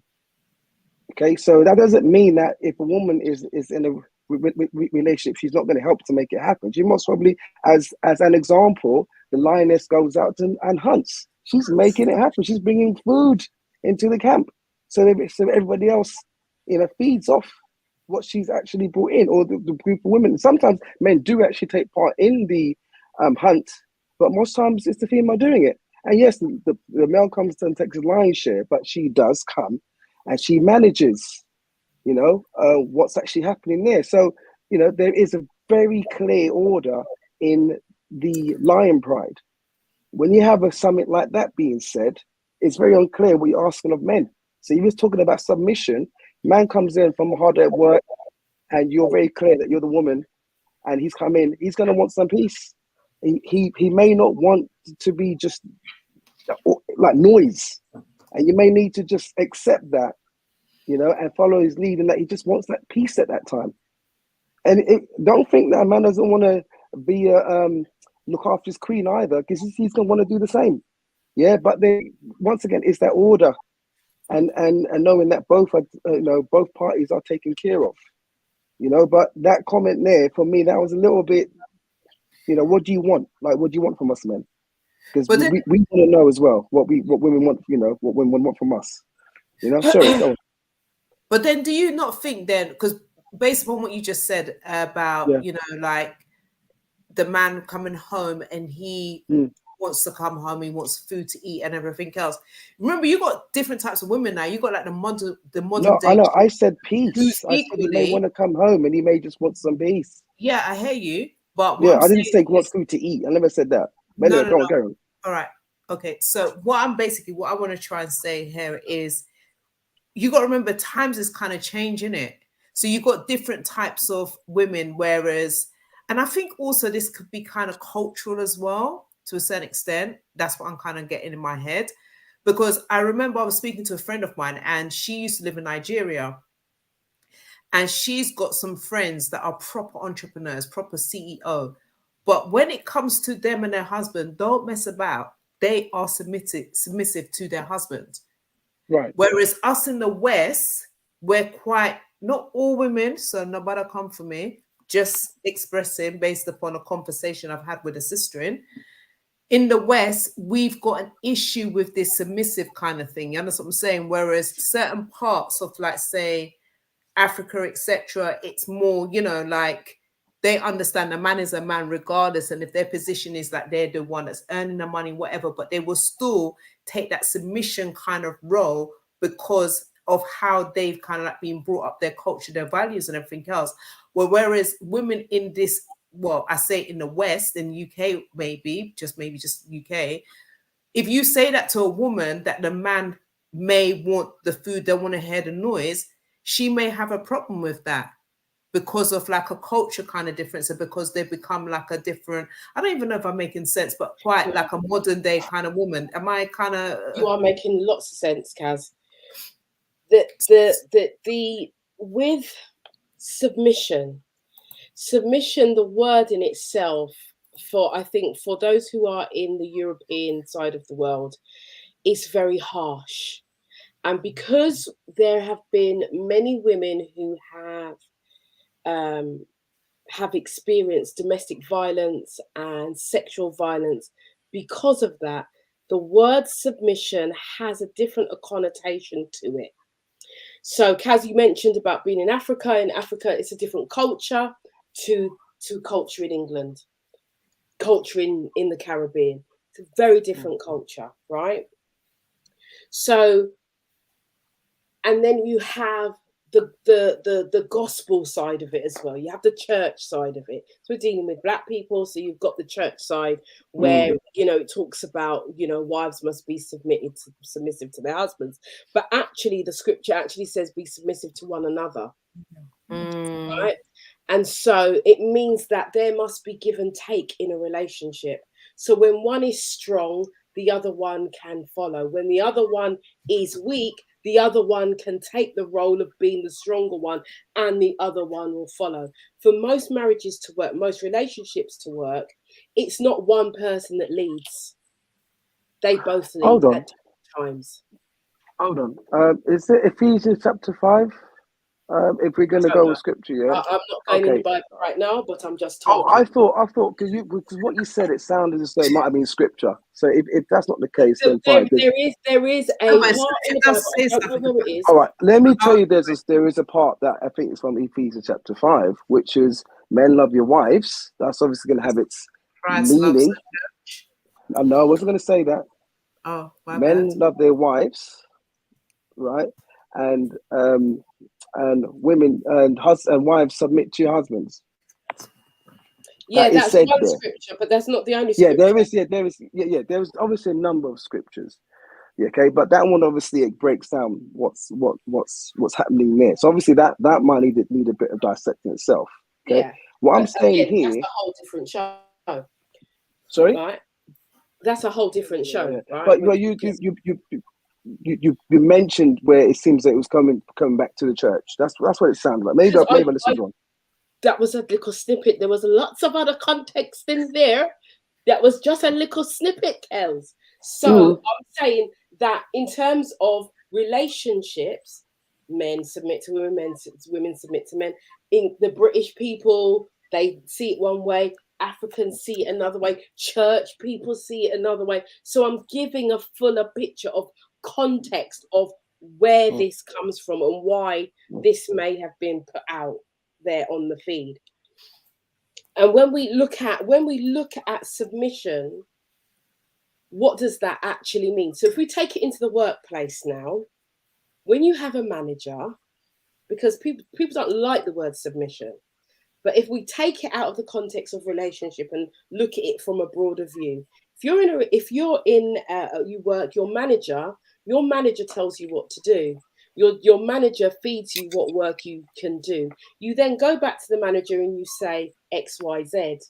I can do this, and the manager says, okay, that's cool, do that.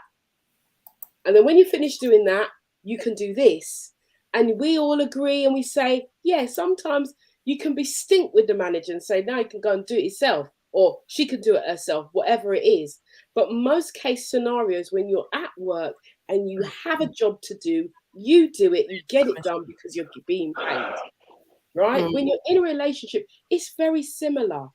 If we could just look at it like that, this is for the good of the relationship. So, for instance, in the European world, it might be whoever comes in first cooks the dinner. But in some household, it is like that. Yeah. In some people's household, it's that way. Yeah. And it works. And I have no problem with that. I mean, right. I have no issue with that. But clean house, cultures, iron, everything. That don't work. But in other cultures, that won't work. So what I'm saying is, when Rosie Palmer said, she's saying here, I just have a problem with the word. I'd like to talk about that as well. I think like you mentioned in the African culture that it's the woman could be the CEO, CFO, and come home and be submissive. But I think it's different culture in England particularly. And I think like if a woman was like a kept lady, let's say a guy had a big bankroll, she would not have no problem being submissive. Do you know what I mean? So I think in that aspect, it would work. Do you know what I mean? I think you see it a lot where a lady of leisure, let's say, like she don't mind being submissive because her man looks after her in every aspect. So I think when a woman where we're from, sort of in England, like they're more career driven now as well. You see a lot of women aiming really, really high as well. So I think there's not much room for submission from women in that, and that's why the culture is different. So I think it's a good topic, but I don't think there's a definitive answer that's right or wrong. I think some cultures, some areas of the world, some individuals, they can be submissive or don't mind them, and I think others just won't. Okay. Is it a matter I of agree with Yvonne. or knowing your role within the relationship? I'm just throwing that out there. Say What was that, sorry? Say again, sorry. Is it a matter of Cass, submission, hold on. or is it a matter of knowing the role that you play within the relationship that you're in? Right. Because if I'm a CEO, you know, I run a company, right? But if I'm with a man who I don't have to work, for instance, you know, that's not part of the role that I have, then my role within the home is going to be completely different to the role that I have now. So if we're both CEOs, that means that we have enough in the kitty, or should have enough to have a chef. So when we both come home, the food done cook already. That's not an issue. That's not something that we're arguing about. And that's not something that we're submitting about. The submission comes in other areas, depending on the level of relationship that you're in at the time and what role you play in the relationship that you're in. That's I'm thinking. I might be wrong, but I'm thinking that. Yvonne, I think what you said is spot on. I don't disagree with anything that you're saying. Kaz is like, nope. Right. Yeah, nope. I'm agreeing with oh, right, okay. I'm agreeing. Because the thing is this, is that as you were saying before, as I said much earlier, that some people go into dating or a relationship like 3-6 months down the road, they don't even know what the other person does for a job. Okay, right? And it's like, what's going on here? Now, the point I'm making here is the communication. At some point, you should both have the conversation of how that relationship would work. Yeah. So this in terms of the word submission, I'd imagine at some point, if it's indirectly or directly, both parties are going to have that discussion to know that before they put any ring on their finger, because you don't want to really go into marriage to now say, hold on a minute, this is not what I actually wanted to come into. I didn't want to enter into something like this. Well, I've got to submit to you. Well, hold on a minute. We've done the deed now. Okay, that's what I'm saying to you. It needs to be very clear on how that relationship is going to work. Because yes, things have evolved. There's no right or wrong answer. There's no definitive answer. That is true. All we have are just variations of orders that you can pick and choose from. I'm just saying that some women do want to be led, and that's great. Okay, and some men are happy to lead, and some would lead gently, right? They'll say, I want to go. No, sorry, I would like for us to go to live in Gambia because this is the move that I feel is going to make. That's going to help our career. It will help my career. And she say, you know what? Yeah, let's go. You know, or she might have some reservations, but she trusts in him because she's been in the relationship for quite a number of years now whatsoever, to say, you know what, I trust in him, I'm going to go with him. So she's actually submitting to that. Now, if the word submission is what you have a problem with, then maybe just change the word. She's just following him. She's just happy to go with him. She's agreeing to go. She's agreeing to go. Yeah, thank you. She's agreeing to go. You know, because I don't think any guys here, also including Xylon, is going to turn around and have this kind of butch attitude with you. Nah, man, you must listen to a man, and a man said this. We're not going to do that. You know what I mean? And I'm sure there's several men out there as well that will be on the same path of like, no, we are listening. You know what I mean? And we're not going to want you to feel a certain way. Same way, we don't want to feel confused, you know what I mean, about this whole matter, or even now devaluing us as men, which we're also not going to put up with that. You know, we're going to want to have a clear view of how we want to do the relationship, and before we even commit to something permanent. Great point. Janet J says the power comes in the fact that we have a choice as to when we want to be submissive. LB Bailey says it's satisfying making my man happy. Okay, I'm not gonna. Yeah, sorry. I'm just not gonna think for like I can't. I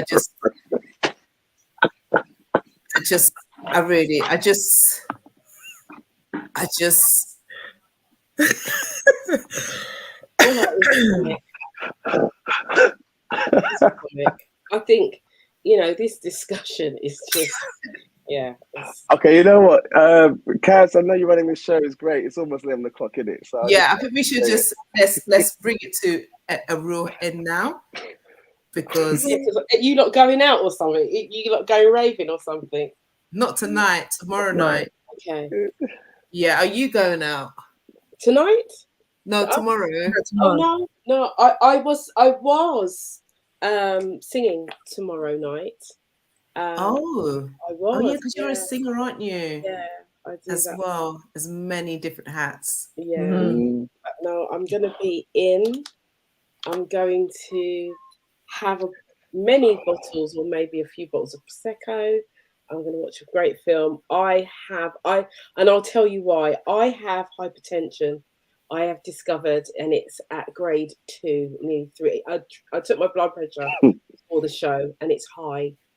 So I am just taking some time out. Yeah, I hear you. You know, I'm busy. I'm all year.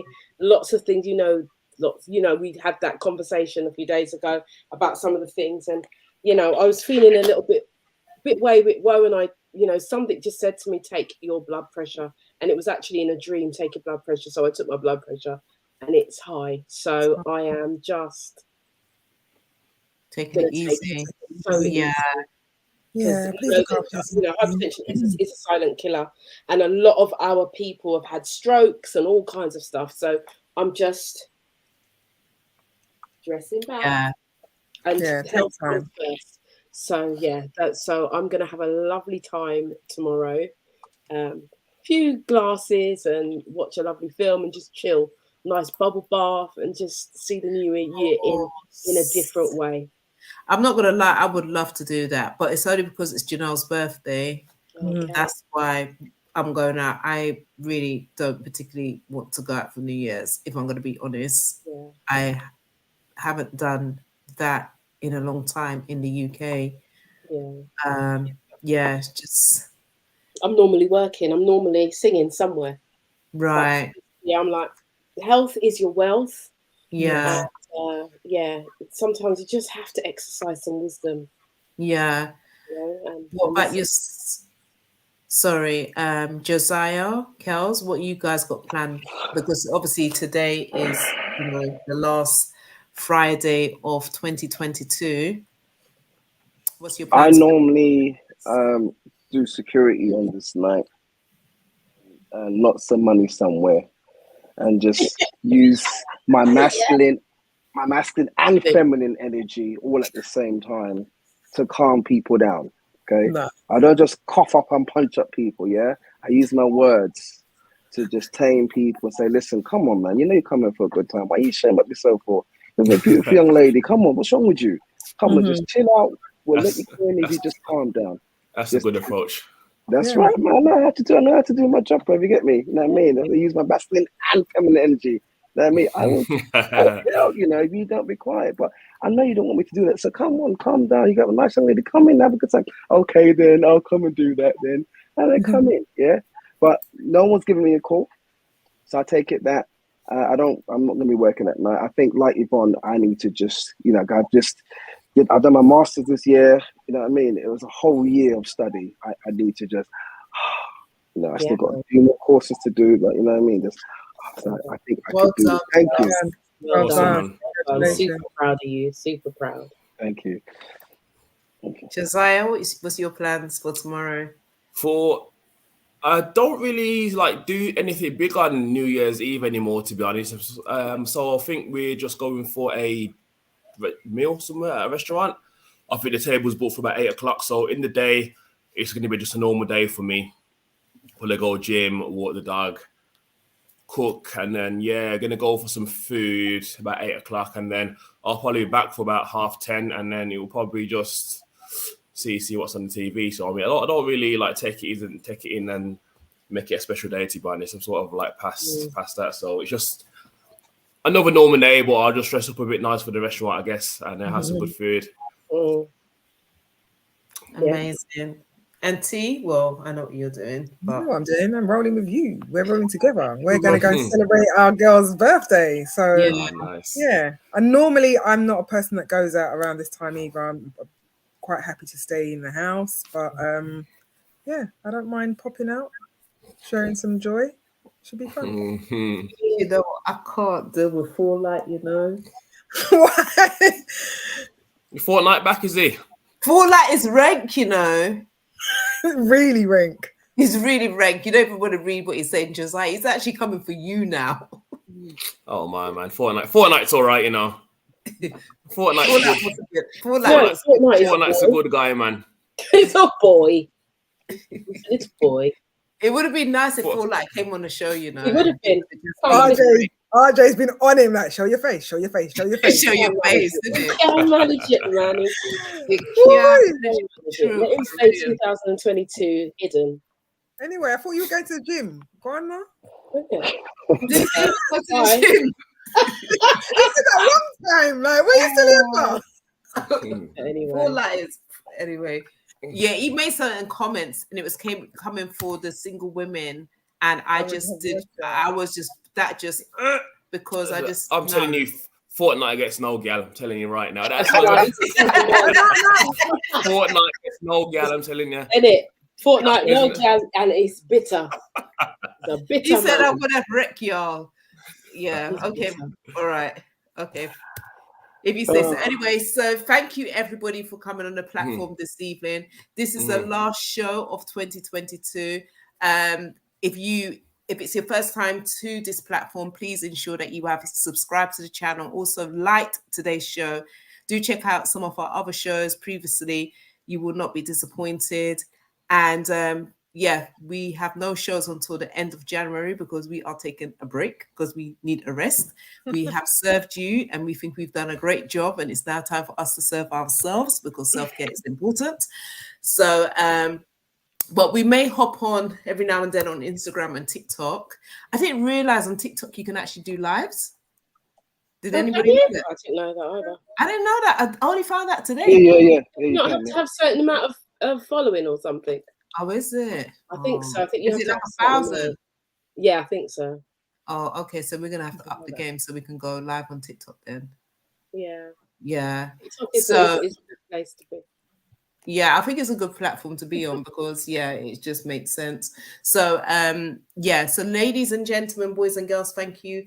Josiah, Kels, Yvonne, T, thank you guys. Thank you guys have been too. a great Amazing. Thank you for having me. Kwame, Jeremiah, what's your friend's Zylon. name?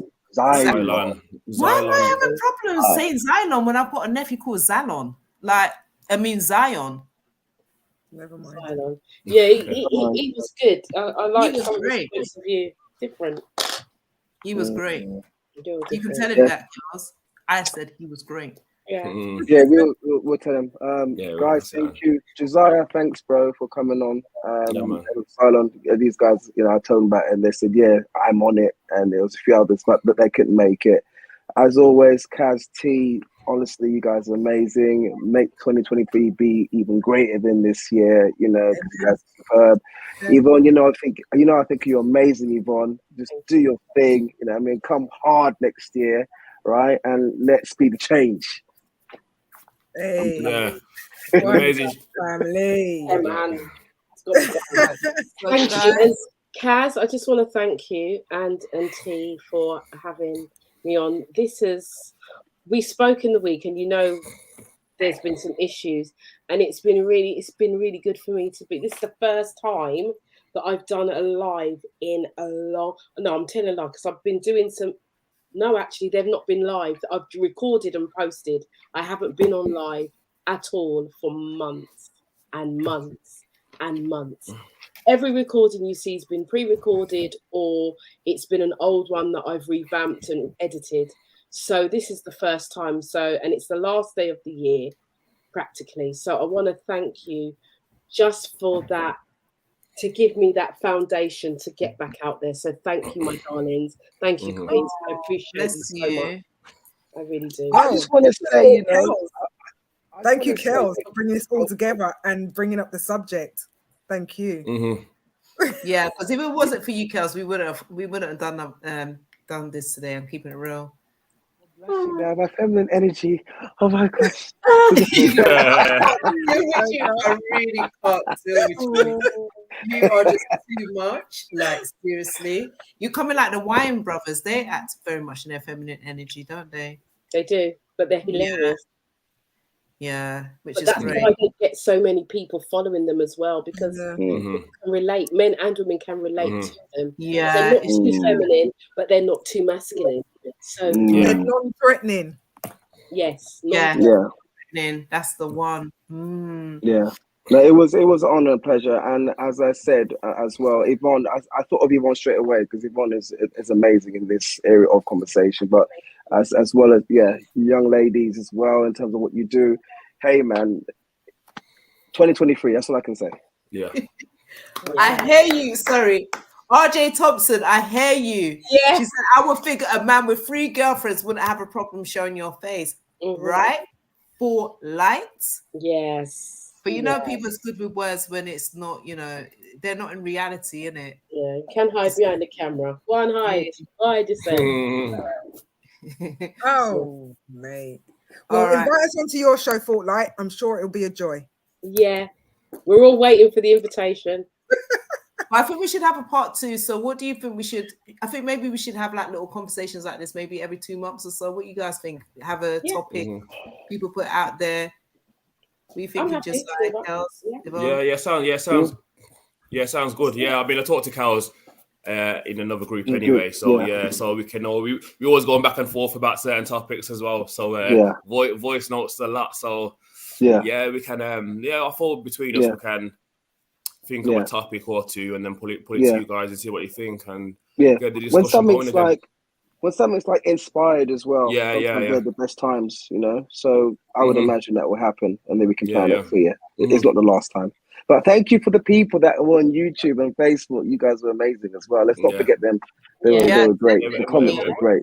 Big up yourselves, so all of those that came onto the live, and also big up to yourselves, the ones who are catching replay, and also want to big up to everyone who's subscribed to the channel. Also want to big up to those who's actually contributed and given some money to Now Chat Show, because obviously StreamYard costs some money, Canva costs some money, everything costs some money, everything, the price of living, cost of living, everything gone up, and we just have to say thanks, manners and respect, And so good night, everyone. Peace out.